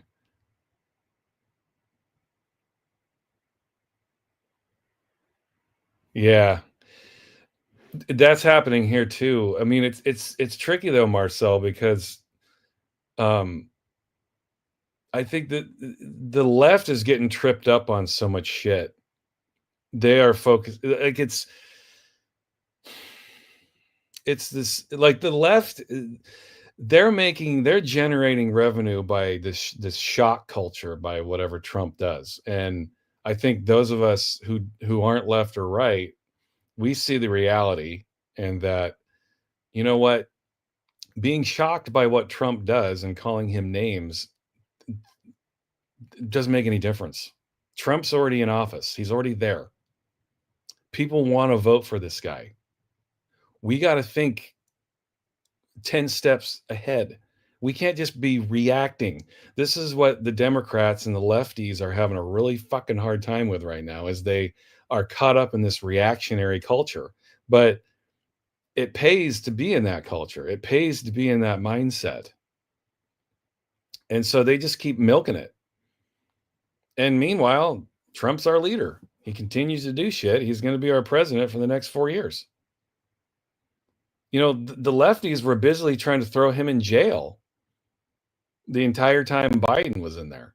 It didn't do any good. And those of us who knew that, we saw it the whole time. All you're doing is emboldening Trump's brand. Like when Trump got shot and half his ear got shot off, and there's that photo of him holding up his fist and bleeding. I mean, the dipshits and retards are gonna they can't wait to vote for this guy now. Now that they've got that image of him holding up his fist. And people are the minute that happened, I was like, oh, he's winning. There's no question in my mind. He's winning. It's hard thing. Maybe it's not a hard thing to explain, but Americans are, a lot of Americans are just dumb like that. They react to one thing. They see one image. And I think a lot of humans are like this, regardless of what nationality you are. They react to shit like that. They see the fucking hand up in the air and the blood, and they're like, I'm voting for him. It doesn't matter any of their other belief systems. It doesn't make any difference. They just see that one image. There's also another image that people really responded to when it comes to Nazi Germany. I won't remind you what that is. People respond to this shit. Humans will never change in this way.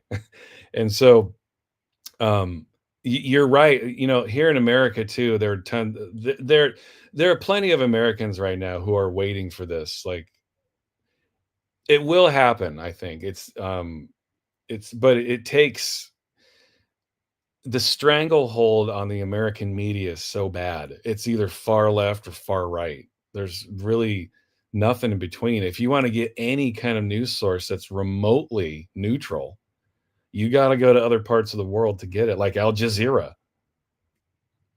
To this day, Al Jazeera is the least biased news source you can get. You think the average American is looking up Al Jazeera? No. So, but you're right. The working class has to stand up at some point, and it's happening. I mean, people are disillusioned. Disillusioned is an understatement. Because yeah, Trump is a serious asshole. He's just alienating everybody. And I think like Canada, I think Canadians are smart enough to know that there are plenty of Americans that find this behavior from Trump absolutely repulsive and reprehensible. You guys know this, but there's half the country that actually thinks Trump is a sweet guy. He's the one for me. As he slowly chips away at their freedom. I mean, it's crazy. It's really unbelievable. I don't know. Again, humans never learn from their mistakes, but you're right. You're absolutely right. Let's see here. Yeah, I was gonna do a Boards of Canada video too. I always try to think of like just my own personal, my own personal experience with Boards of Canada or any band they talk about. Um, I have a, I don't it was completely random, but I have an original copy of Twoism. I got it when it came out, and that always freaks people out. I have an original Twoism, because I think they only made like 100 copies of it. I ended up getting it through a distributor who knew somebody who knew the band back in the mid '90s, and I had Twoism, and then I really liked it when it first came out, but I didn't think I don't I you know, it's been 30 years, I didn't necessarily know what to think, but then when High Scores came out, like a year or 2 later, that's when I was like, "Holy shit. Wow, this is really cool." And then Music Has the Right came out, and that blew me away, but it still took a couple years, like, I think Boards of Canada fans who weren't around then don't understand that it took a few years for Boards of Canada to kinda get into people's consciousness. I mean, it wasn't until like 2000, 2001 that Music Has the Right became a thing. Because Music Has the Right came out in '98. I remember that very vividly. And that record sat on record store shelves and didn't move at all for a couple years. Like people just didn't know it. It's hard to imagine that now, but it's the truth. Anyway, I'll do a Boards of Canada video at some point. I have a long history with them. Photech. Oh my god. Damn. Is there anybody who did it better? Drum and bass. I mean, Photech is the man, in my opinion. Um, the people in the like the main consciousness were people like Goldie and stuff. But honestly, I never got into Goldie. I don't know. Uh, yeah, I like that stuff. Okay, like Ronnie Size, and there's stuff that I like there, but most of it I was like, yeah. But then Photech, damn. Rupert walked in there, and he just fucking destroyed it. He was like, "Yeah, yeah, this drum and bass is pretty cool, but listen to this." Boom. Blue minds. Another one of my other favorite drum and bass artists is PFM. I feel like PFM is one of those fringe drum and bass people. They're one of those groups that a lot of people don't know of, but PFM, holy shit.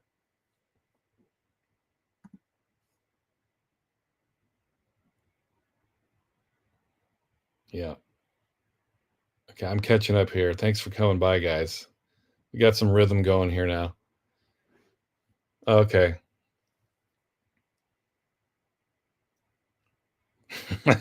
What are you all about the beer, Magnus? Is that all you're motivated by? I understand, man. You gotta have goals in life. I've never been. I would love to go to Sweden. Mainly for the chicks. You Swedes have just you have the women and then their accents on top of that. Oh my god. Don't even get me started. Swedish women, Jesus Christ.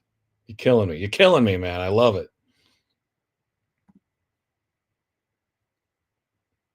Yeah. Let me catch up here.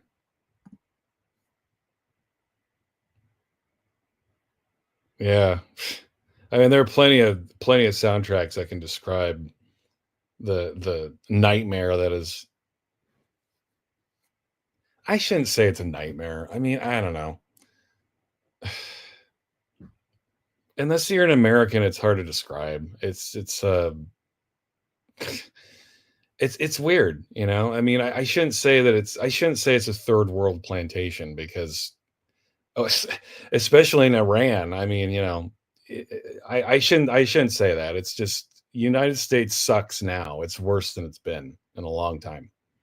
You can still walk outside and have total freedom, but you know, it's like um we're in a country now where our leaders don't care about their people more so than ever, I think. I mean, Elon Musk is running around. Donald Trump is basically Elon Musk's bitch at this point. Elon Musk. The fuck has this guy done? He created some cars. He's the richest guy on the planet. So yeah, let's give him the keys to the political car here. It's a fucking joke. It's like an Onion article at this point. Break. Spectrum and Dan Williams are having a conversation here. You go ahead. I don't care. Yeah, go for it. Thank you for asking. No, go ahead. Yeah, I don't think there'll be a problem with that. YouTube might remove it. Try it. Put it in there. I don't care. I'll post it here. Yeah, feel free to do that.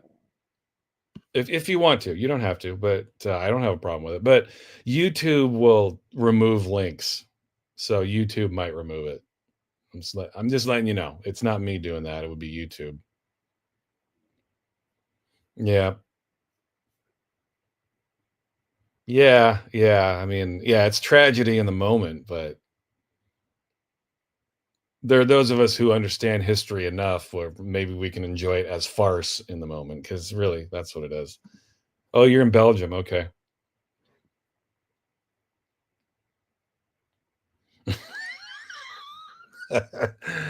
Oops. Yeah, I don't know. I feel like that's why people come on my channel, is to um, get my, you know, unadulterated opinions. Yeah, I mean, that's kind of a tricky thing when it comes to my channel. People recommend stuff, and then I like one thing, or I like a number of things, and so people assume that I'll like this other thing, and I don't like that other thing, and people will be like, "What? I don't understand this. I don't get it." But the right person understands that. It's just an opinion. I never like music just because it's a certain thing. Like, I feel like with my channel, a lot of industrial people have found me because of Skinny Puppy, but I don't want to sit and talk about industrial all day. I have no interest in doing that. In fact, the fact that people found my Skinny Puppy video is a total fucking random thing. I didn't plan that. I had no idea that was going to happen. But a lot of people have come to my channel over the past few years, and then they're now gone because I've disappointed them, because I don't talk about industrial every time. But I felt like it had to come at some point. I was trying to appease them for a while a few years ago, but then I kind of got to a point where it was like, you know what? I don't want to talk about this shit all the time. I love industrial music, but quite frankly, Spectrum, like, this is my kind of shit. Howie B, 90s electronic music, like, that's my jam. Love industrial music, but if I had to choose, I would go 90s electronic every time. Every time. Or Radioactive Man, Keith Tenniswood. Right, Dan? Yeah, I agree. Yeah. Oh boy, that's a whole different conversation too, right, Dan? I mean, the way Hollywood has been co-opted, movies are shit. I mean, they're terrible. They're all virtue signaling now. We can't get an honest story anymore. They're all checklists. Every box has to be ticked. It's crazy. It's so boring. Oh my god, it's like, there's agenda and then there's art. I mean, they don't have anything to do with each other. Um, this what you're mentioning here, Dan, is what I'm so offended with more than anything. And I think Americans and British people are, because their societies are so locked into each other right now. Like, I think that we see the worst of this shit. Like, we're just inundated with this crap. I don't feel like there's anything authentic. Not in Hollywood anymore. I mean, YouTube really is the best place to go, I think. I mean, you might disagree with that, but I think YouTube is like the one bastion of truth that you can find. And when I say truth, I just mean authenticity. It doesn't mean that you have to agree with that person's opinion like, Most people watch my channel. They obviously, I would think everybody who watches my channel doesn't agree with every fucking thing I say, but that's good. That's what we need. I mean, how could you go through life believing every fucking word somebody said, regardless of how much you agree with them on most things? It's healthy to disagree with them, but that's just not the world we're in right now. If you don't believe in lockstep every fucking stupid thing somebody says, then you must be on that other side. Well, no, maybe you're just an independent thinker. Jesus. I mean, it's just obvious to me. Yeah, this was 20 odd years ago, back in 2001 or 2 ish. Somebody offered me like $1,500 for it in 2002 money. 1,500 bucks. I mean, what is that? 1,200 pounds? It's fucking a lot of money. I held on to it because I just thought, and I knew it was getting repressed. I knew somebody at Warp at the time, and they were like, they're repressing this, so if you want to sell it. But I didn't. I held on to it. I just lucked out, man. I have a lot of stuff though. It's like people have asked me how I got it. Well, the fact is I have boxes and boxes of really rare shit that nobody wants.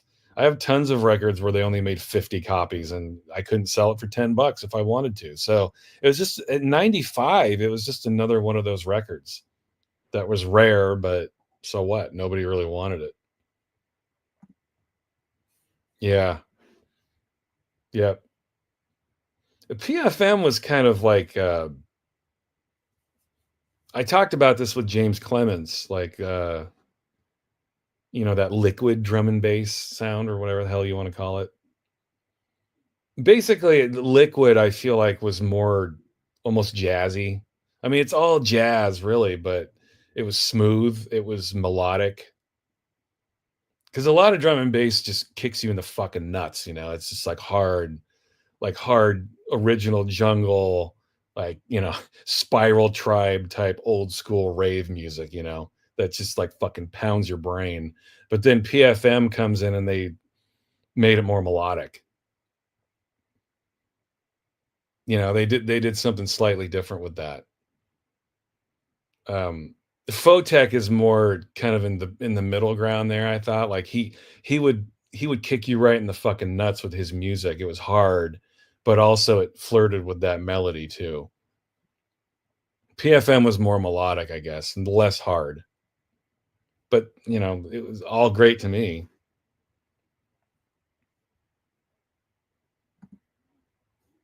What was it?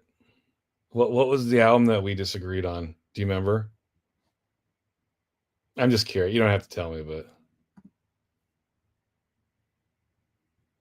yeah, it's just stupid, right? It's boring. It's more exciting for me to just listen to something. Like Dan, I don't really like. I can look at your genre tags, but I don't know what the fuck I'm gonna hear, and that's what I prefer. I don't really want to know, honestly. I'll go listen to your music with no expectations. I feel like that's what how you should experience all art.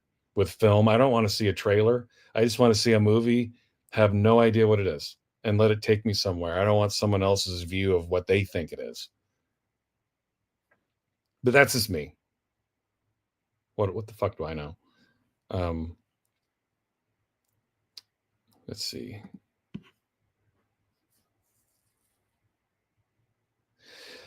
Thank you, Shad. I appreciate that because that's what I really want to do. I don't want everyone to agree with me. I just think it's boring. You're not gonna evolve as a human being if you're just like nodding in agreement with every fucking thing somebody says. It's just stupid. And I can't believe that this kind of thing, people need this to be described to them. Like to me, growing up, this is kind of how it was. That was the expectation. But now it's like if you don't agree in lockstep with what everybody says or somebody says, then you're seen to be on the other end of the spectrum, and that's just not the case. I want people to disagree with me. It's important that you do. I don't know. It freaks me out that someone would watch me and agree with everything I say. That's freaky to me. I wouldn't want it.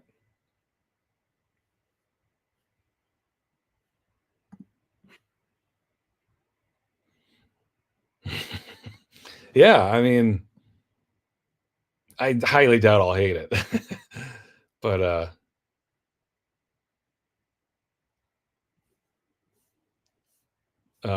sorry, I'm scrolling up here. I feel like I missed a comment here somewhere, but maybe not.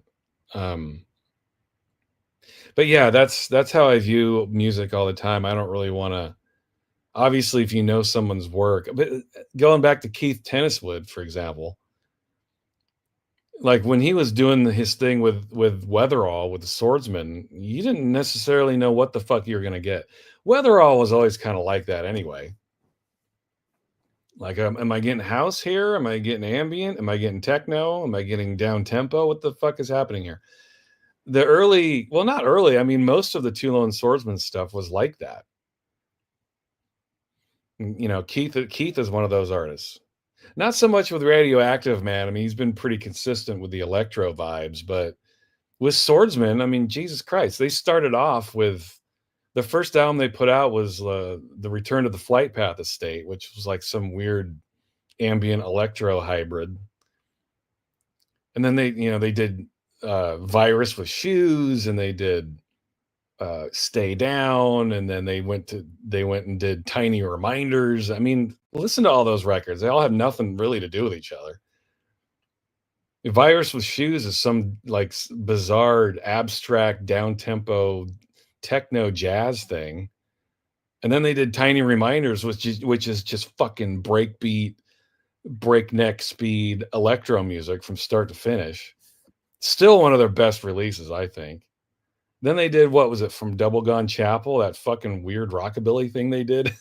I mean, there's probably more Weatherall. I don't know, maybe not. That was more Weatherall's decision, but um by the way, electro albums don't get much better than that first Radioactive Man album.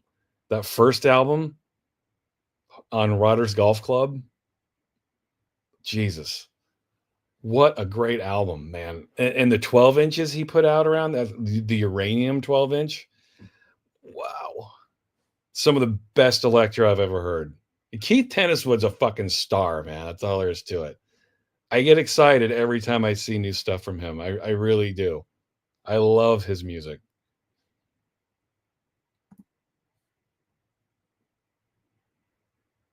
Oh, nice.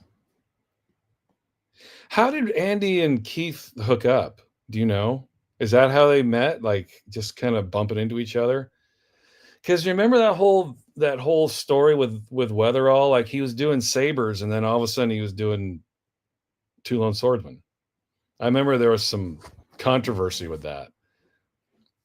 At least with the other Sabers, with Jags Cooner and Andy Burns. I think from what I remember reading with them, they were like, "Hey, what the fuck?"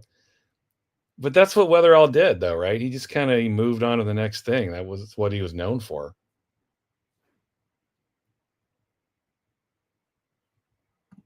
Yeah, Uranium. Jesus Christ, what a track! I remember.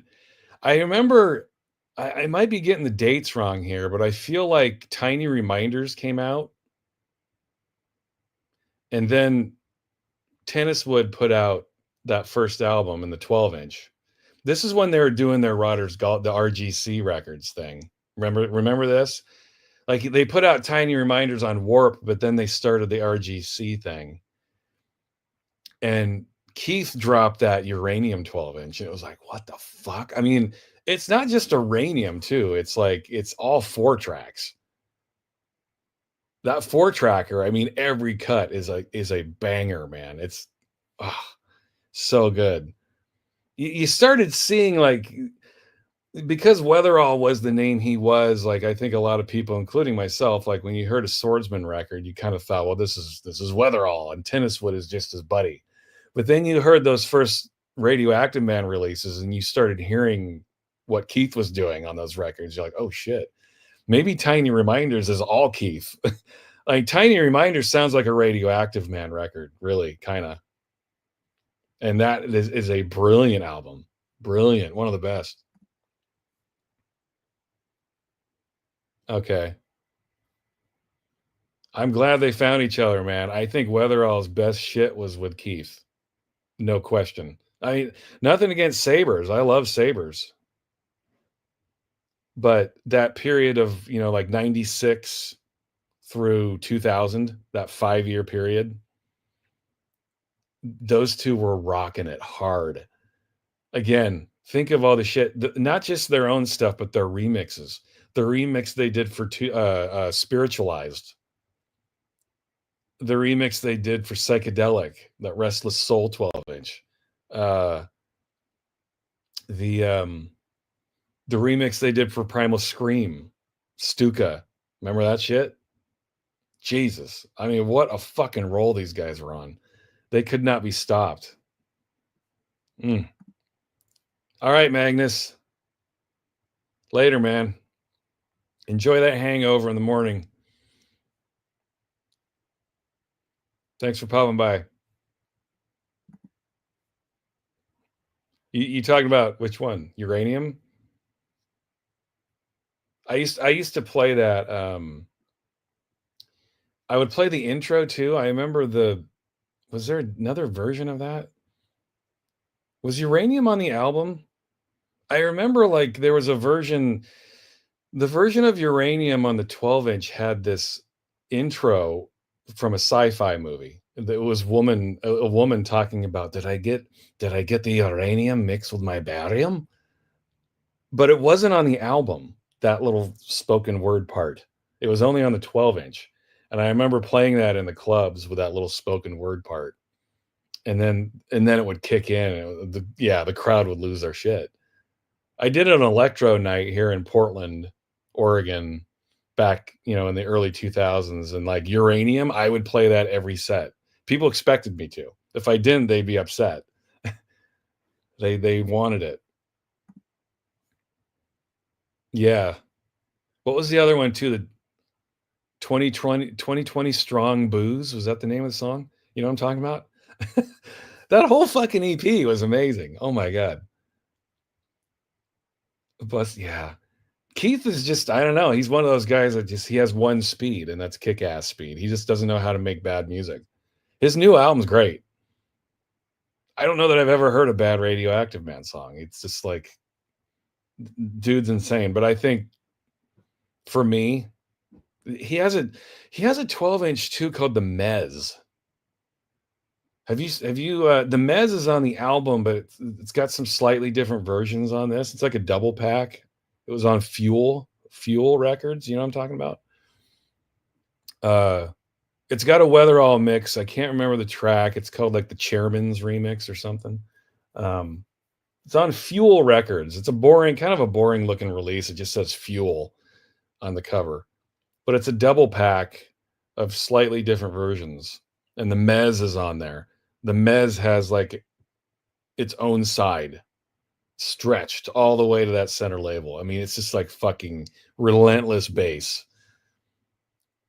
A great pressing. God, I used to put that on, and people would lose their shit. It was awesome. Oh, is that on the Mez? Oh, okay. Yeah. The Mez, yeah. Okay, so that's what I'm thinking of. Okay. Yeah. I was gonna pick up the new Radioactive Man album on vinyl, but it was like 70 fucking dollars, man. It was like, what? 70. I love Keith, but for $70 for a double album? No. Maybe it was a triple, but either way, it's $70. I couldn't do it, man. And I'm sure it's not his fault, but it's the first Radioactive Man album I have not bought on wax. I couldn't do it. It was just, I can't do this. It's too much money. And it's on Apple Music anyway, so I just downloaded it. But it's the first Radioactive Man record I haven't purchased since the first album 25 years ago. It hurt not going there, but yeah, 70. Well, I went to his Bandcamp and it wasn't much better. I think the price was like 50 pounds. 50 pounds is like $60. So it wasn't that much cheaper. I don't know that maybe if you're in the UK and you buy it, it's better. I don't know.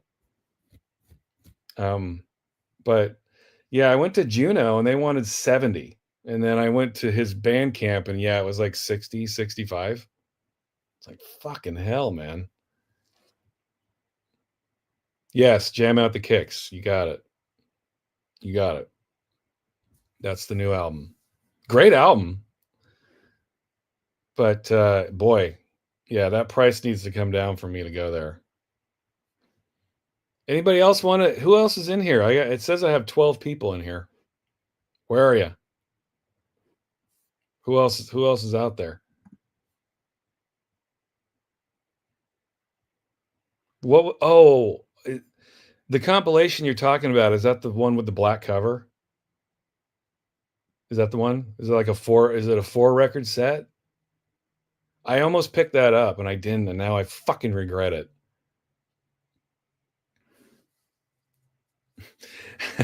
Ask Keith if he'll sell me one for a good price. I'll buy it. Tell Keith I want to talk to him too. Maybe he'll do that. Sometimes I've talked to a few people. Hey Dan, do you remember Cone Melt? They were on Sabres. I interviewed Ashley Marlowe for my channel. I don't know if you've seen that. But I did a Cone Melt video and Ashley Marlowe found it. And I interviewed him. Fucking nice guy, man. He just was lounging back on his couch. We were talking. Dude, if I could, I mean, I would love to interview anybody that is connected to Andy Weatherall, especially Keith Tenniswood. Come on, Keith. Come on my channel. I would love to talk to you. Yeah, records are just like it's become like a you know, it's an elite thing now to buy records. It's like I don't know. It's just changed. Yeah, I haven't bought a lot of records lately. I can't. I don't want to support these prices.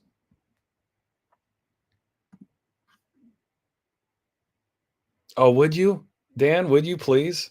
That would be amazing. Um, I'm a huge Radioactive Man fan. I have the records and the clothing to prove it. I have. I don't know how long have you been around following this shit, Dan? Because do you remember the Buywire site in the late '90s, early 2000s? Um, Actually, I have an autographed record from Keith and Weatherall. Uh, they signed a record for me. I bought what was it? What was it? Calexico. They remixed Calexico, and so just a white label 12-inch, and I bought it from the Buywire site. And Weatherall and Tenniswood signed it, and Weatherall drew little saber swords on it. And dude, huge fan. What's up, Dimensional? How are you, man? You just wandered in here. We've been talking Andy Weatherall and Keith Tenniswood more specifically in my rabid fandom of Radioactive Man. How are you? How's it going? Dimensional, you're in the UK, aren't you? Sorry if I'm misremembering that. I could swear you're in the UK, but maybe I'm fucking that up. Oh, he did? Which one did he master? I guess I could find that. You know, I could find it. If you don't want to tell me, I can find it. It's one of the pluses of Discogs, really. If you don't want to think about their lame staff, um, this is part of why Discogs is cool. Why I support their community. Oh, thanks, Dan. That would be sweet, man. Yeah, god damn. He was a hero to me. You remember Jockey Slut? They gave his first album the album of the month. Still have that copy. I have all my Jockey Sluts, every fucking issue. Yeah, they gave that first Radioactive Man album of the month, and it fucking deserved it, man. Deserved it. Absolutely. Goremonger. What's up, dude? We're all over the place today. I love this. What's up, Goremonger? Where are you at in our world? Are you here in the United States? Are you elsewhere? Where are you? I like to know where people are. Tell me where you are, monger of gore.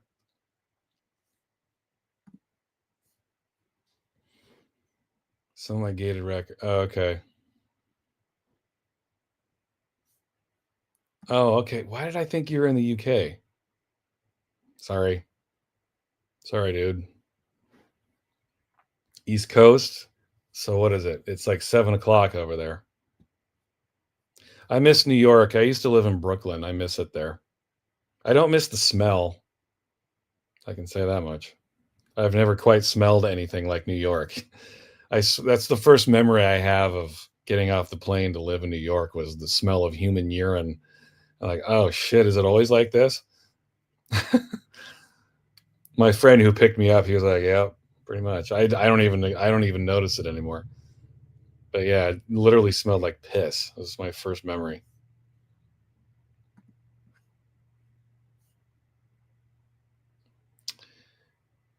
Dan, I already forgot what we're talking about. What are you referring to? 2 years worth of what? I'm Oh, you used to be out here? Where? That's the one good thing about the Portland area that I'm in. It's honestly when I lived in Brooklyn, it was the one thing I missed the most was the air quality. When I got back here to Portland, it was like I can breathe again, you know? Too many people on this planet. There are too many human beings on this planet. It's ridiculous. Thanks for showing up though, you guys. I appreciate this. My live streams are always kind of a slow burn. It takes a good 10, 15 minutes for people to show up and then they eventually do. Oh, okay.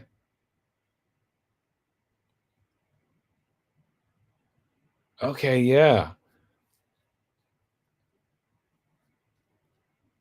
Hitting the south. I like it. So I got northeast, I got southeast, I got Belgium, I have Sweden, I have the UK. I love it. I love hitting all the points here. Of Iran. I mean, come on. Hitting all points of the earth right now. Where's Antarctica? Come on. Big up Antarctica. Where are you? I know you're here. Do they even have internet in Antarctica? I don't fucking know. Probably not. I did. I held it up very briefly too. I did. I reviewed the latest Saint Etienne album, which I very much enjoy and I would recommend to anybody. Uh, I held up. When I did the Saint Etienne video, I had just gotten that Aphex book, and I felt like there's kind of a tie-in there because Aphex remixed them, and his remixes are amazing. Um, Someone just commented on that actually yesterday. Someone he said he has his own website and he's got some connection to the book. I made a comment about how I liked the book, but I thought it got a little bit too I don't know, they just kiss Aphex's ass a little too much, like he's some otherworldly deity, you know? I could do with all that without all that. I know Aphex is who he is, but he's still just a guy. Um, he's an amazing guy and he's changed electronic music as we know it, but he's still just a guy. And people like to put him up on a pedestal. I get a little bored with that. And he commented on that. He was like, "Yeah, I agree that it's a little over the top in some aspects." I mean, it's we all love Aphex. I think the one positive of that kind of behavior is that Richard James probably thinks it's funny. He probably laughs. I mean, the reality is Richard James is just kind of an Irish bumpkin. He stumbled into this whole career. He's an amazing artist. I mean, he changed the whole fucking world. But to me, that's what it takes. Like to me, the most forward-thinking, cutting-edge electronic producers, they're all fucking hicks. Richard James, Mark Bell of LFO. I mean, these guys are farm boys, man. Luke Vibert. It's not like these guys were living in big cities and they were listening to the hottest new music. No, they're fucking farmers. They're living out in the middle of nowhere, cutting trees down, making this music. I mean, that's usually what it takes. These unassuming rednecks are the ones that end up changing the fucking world. Anyway, I love Richard James. Who doesn't? The guy, he changed everything. But I do like the book. Um, it would have been nice to get Aphex involved, but at the same time, he would never do that. But he did enough jockey slut interviews where they could make the book. And I remember being very excited when he did those interviews. I love the way, like, how evasive he was. He was very nonplussed about the whole thing. His attitude is always like, just listen to the fucking music. I mean, everything you need to know about me is right there on the record. Go listen to it. I think he kind of felt he didn't have anything to say. It was just like, well, I don't know. This is just I'm doing what I do. I don't know how I can explain it. And so he made shit up, right? I remember reading those interviews and he would bullshit. I think a lot of times he would bullshit just to entertain himself. He wasn't interested in giving you some answer where he was diving into his soul. That's just not who he is. I think he thought that whole thing was funny. He just was like, gives a shit. Go watch the window licker video. That's who I am. Go watch Come to Daddy. You want to know who I am? There it is right there. Do with that what you will, because I'm not going to give you a further answer on this, and good for him. Because the reality is, I don't think Aphex has an answer. It's like, yeah, I'm going to go buy tanks. Why? I don't know, because I want to spend my money on something. I want to buy a tank. Sometimes there's just no other reasoning. It's like, it is what it is.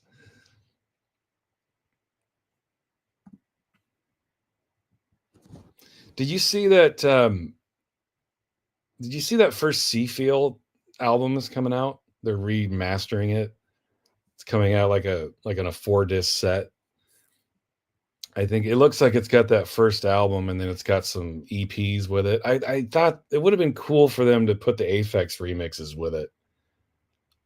That would have been like the cherry on top. Was it Time to Find Me? Remember, it had the fast mix and the slow mix. I mean, I already have it, so whatever. I already have all that Seafield shit. But if they're going to repackage it, it would have been kind of cool to have those Aphex remixes with it. Because honestly, that's how a lot of us found Seafield. I didn't know a goddamn thing about Seafield until I saw that Time to Find Me 12-inch with the Aphex remixes. That's what brought me into that world. I'm like, oh, okay, Seafield. All right.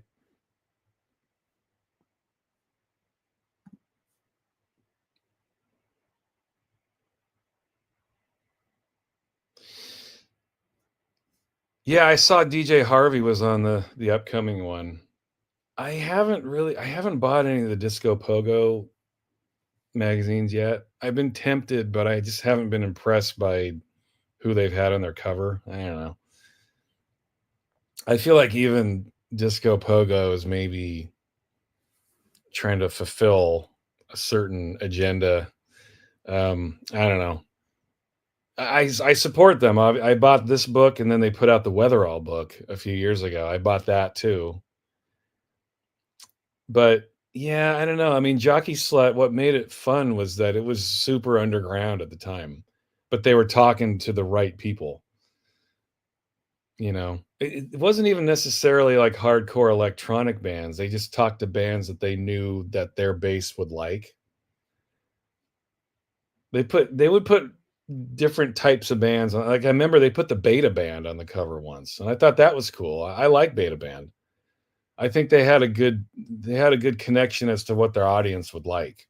It was electronic, but they're like, well, I think our base likes the Beta Band too. Let's throw them on there. They put the Avalanches on the cover once. Nobody knew who the Avalanches were when Jockey Slut put them on the cover. Nobody. I didn't. That's how I learned of the Avalanches, was Jockey Slut. I felt like they put the right people on the cover. With Disco Pogo, I'm not convinced that they're doing that. I don't know. Like they're giving you options, like which cover do you want? That's kind of cool. But I haven't bought any of them. Right. Yeah, he is. Again, Dan, I agree. Absolutely. What does he have to prove? What the fuck does he have to prove? Nothing. He hasn't had to prove anything for 25 years. I mean, if you just look at everything he did in the 90s, that's enough.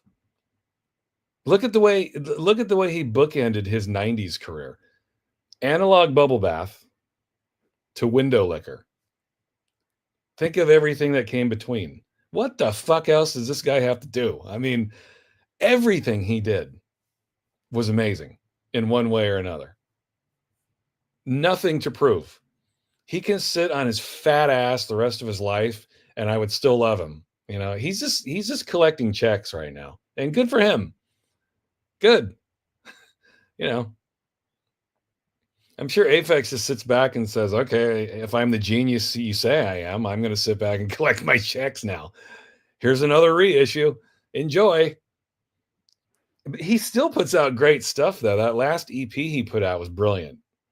It's not like the dude has lost any of his talent. I mean, when you're as talented as Richard James is, I don't think there's any way for him to fall off.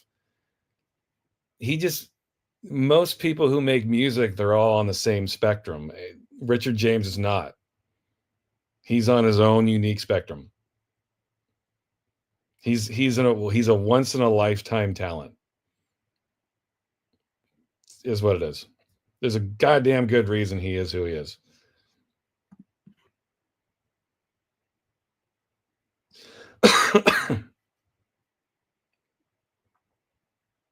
Yeah, it's true. I really do think that's why people like Richard James and Mark Bell did what they did. They weren't really necessarily influenced by the shit that everyone else was being influenced by. I keep saying Mark Bell because in some ways I think Mark Bell was every bit as talented as Richard James. I mean, I think Mark Bell is, well, he's dead, but I hold Mark Bell way, way up there. Amazing artist. The stuff he did with LFO is off the chain brilliant. Especially Advance. I mean, Advance was the album for me. Frequencies was amazing, obviously, but Advance, albums like Advance really help me understand that you can't have expectations with an artist. Sometimes you just have to let them take you on their journey. Because with Frequencies was just like a start to finish house and techno album. Advance was not. I think people were expecting that with Advance, but that's not what they got. They got something totally different, and it was fucking brilliant. That's the difference between your general electronic producer and then people like Mark Bell. They're not interested in giving you what they already gave you. They're interested in doing this thing over here because that's just their speed. They don't know any different. Yeah, I put Mark Bell way, way, way, way up there. Yeah. C feels awesome. I bought all the other reissues that Warp put out. I still have all that original shit, but I like supporting C Feel. Mark Clifford's just one of those guys I like to support. I'll give him my money. I wish they'd reissue the Disjecta stuff too. Like the Stare Through with C Feel. Was that Disject? Oh, Clean Pit and Lid, right? Was that the album? Clean Pit and Lid? Clean Pit and Lid, and then the EPs were Looking for Snags, right? Yes. By the way, Disjecta is Seafield. It's Mark Clifford. Those of you who don't know, I'm sure you know that. But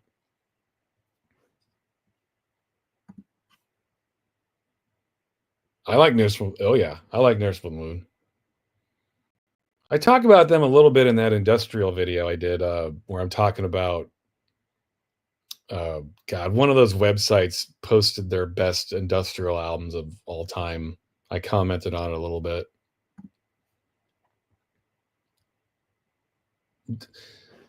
That's what it was, Dan. Remember that? I still have all my copies too. I've saved all that shit. I subscribed to all of those all throughout the 90s. I have every issue. And yes, it's a lot. I need to go through it. But picture that. Every week of Enemy and Melody Maker for a decade. And late 80s too. So what was the dude in the enemy Sherman? Remember Sherman at the controls? Was it Sherman? Vibes. He had a vibes thing. Oh, in fact, he pops up in the Aphex book, right? Yeah. I learned about so much music through that vibe section in the NME. NME's shit now. It's awful. It's like a jizz rag version of Rolling Stone at this point. It's horrible. But NME used to be great. They covered the music that you cared about, even electronic music, even weird fringe electronic music, they covered all that shit. Yeah, he is. Absolutely is. Yeah. Like people always want to associate punk rock with a sound, like the Sex Pistols or the Clash. Not taking anything away. I love the Pistols. I love the Clash. I love Mick Jones. I love John Lydon. Love those guys. Total punk rockers, but to me, punk is like an attitude. It's an approach, and that's what Richard James is. If punk is truly about not giving a fuck, which it is to me, Richard James is total punk. Absolutely. I think that's why so many people love him. It's just that mystery, but I think the mystery is fabricated. I mean, I think that's what James probably laughs at. Is like I think people think that there's this whole other side of Richard James when the reality is he's just a dude who makes music. There's really no mystery there. You know, there, you can think of him as to be as mysterious as you want to be, but he's just, I think Richard James is one of those artists who's just like, here's what I do. I really don't have anything to say about it. There's no scandal here. That's pretty punk rock though. Um, yeah, you're right. It has. Yeah. It's not fair to compare it with 90s jockey slide. It's just different. You're right. It's a different landscape. You're right. You're right. Yeah, that's fair. And that's part of it too, Spectrum, is that I know, I'm at a point in my life where I just feel like I know all I need to know about the artists I want to know about. There's so many avenues to learn about this shit. Um, that I don't need Disco Pogo. You know what I mean? In the 90s, when there was no internet, Jockey Slut was my Bible. And it was just exciting too. I remember like they put Bandaloo on the cover one month. It was so exciting. Like fucking hell, they put Bandaloo on the cover. I love these guys. I loved Bandaloo. Who the hell else was putting Bandaloo on their covers? Nobody. So it was just exciting to see these artists being on the cover of anything, It's just fuck yeah, boy. 90s. Yeah. It was a great decade for electronic. Really the best, I think. The greatest decade for electronic music. I mean, the first issue of Jockey Slut I ever bought was the Andy Weatherall cover. Him getting his tats out, that one. I mean, to see Weatherall on the cover, I was like, holy shit. You know. Um yes, especially as an American too. Like I feel like in the UK, even that stuff was still underground, but not as much in the UK. Here in the US, it was. That shit was. I mean, it wasn't always easy getting a copy of Jockey Slut. Let me put it that way. I remember when I subscribed, I had to pay extra for the shipping because it was coming from the UK. But especially here in America, that stuff was really exotic. It was like even the artists themselves, like Andy Weatherall. Just it was an exotic proposition. Sherman, yeah. Vibes, right? Wasn't that the name of it? Remember Vibes? Was that it? That dude introduced me to so much shit. Oh my god.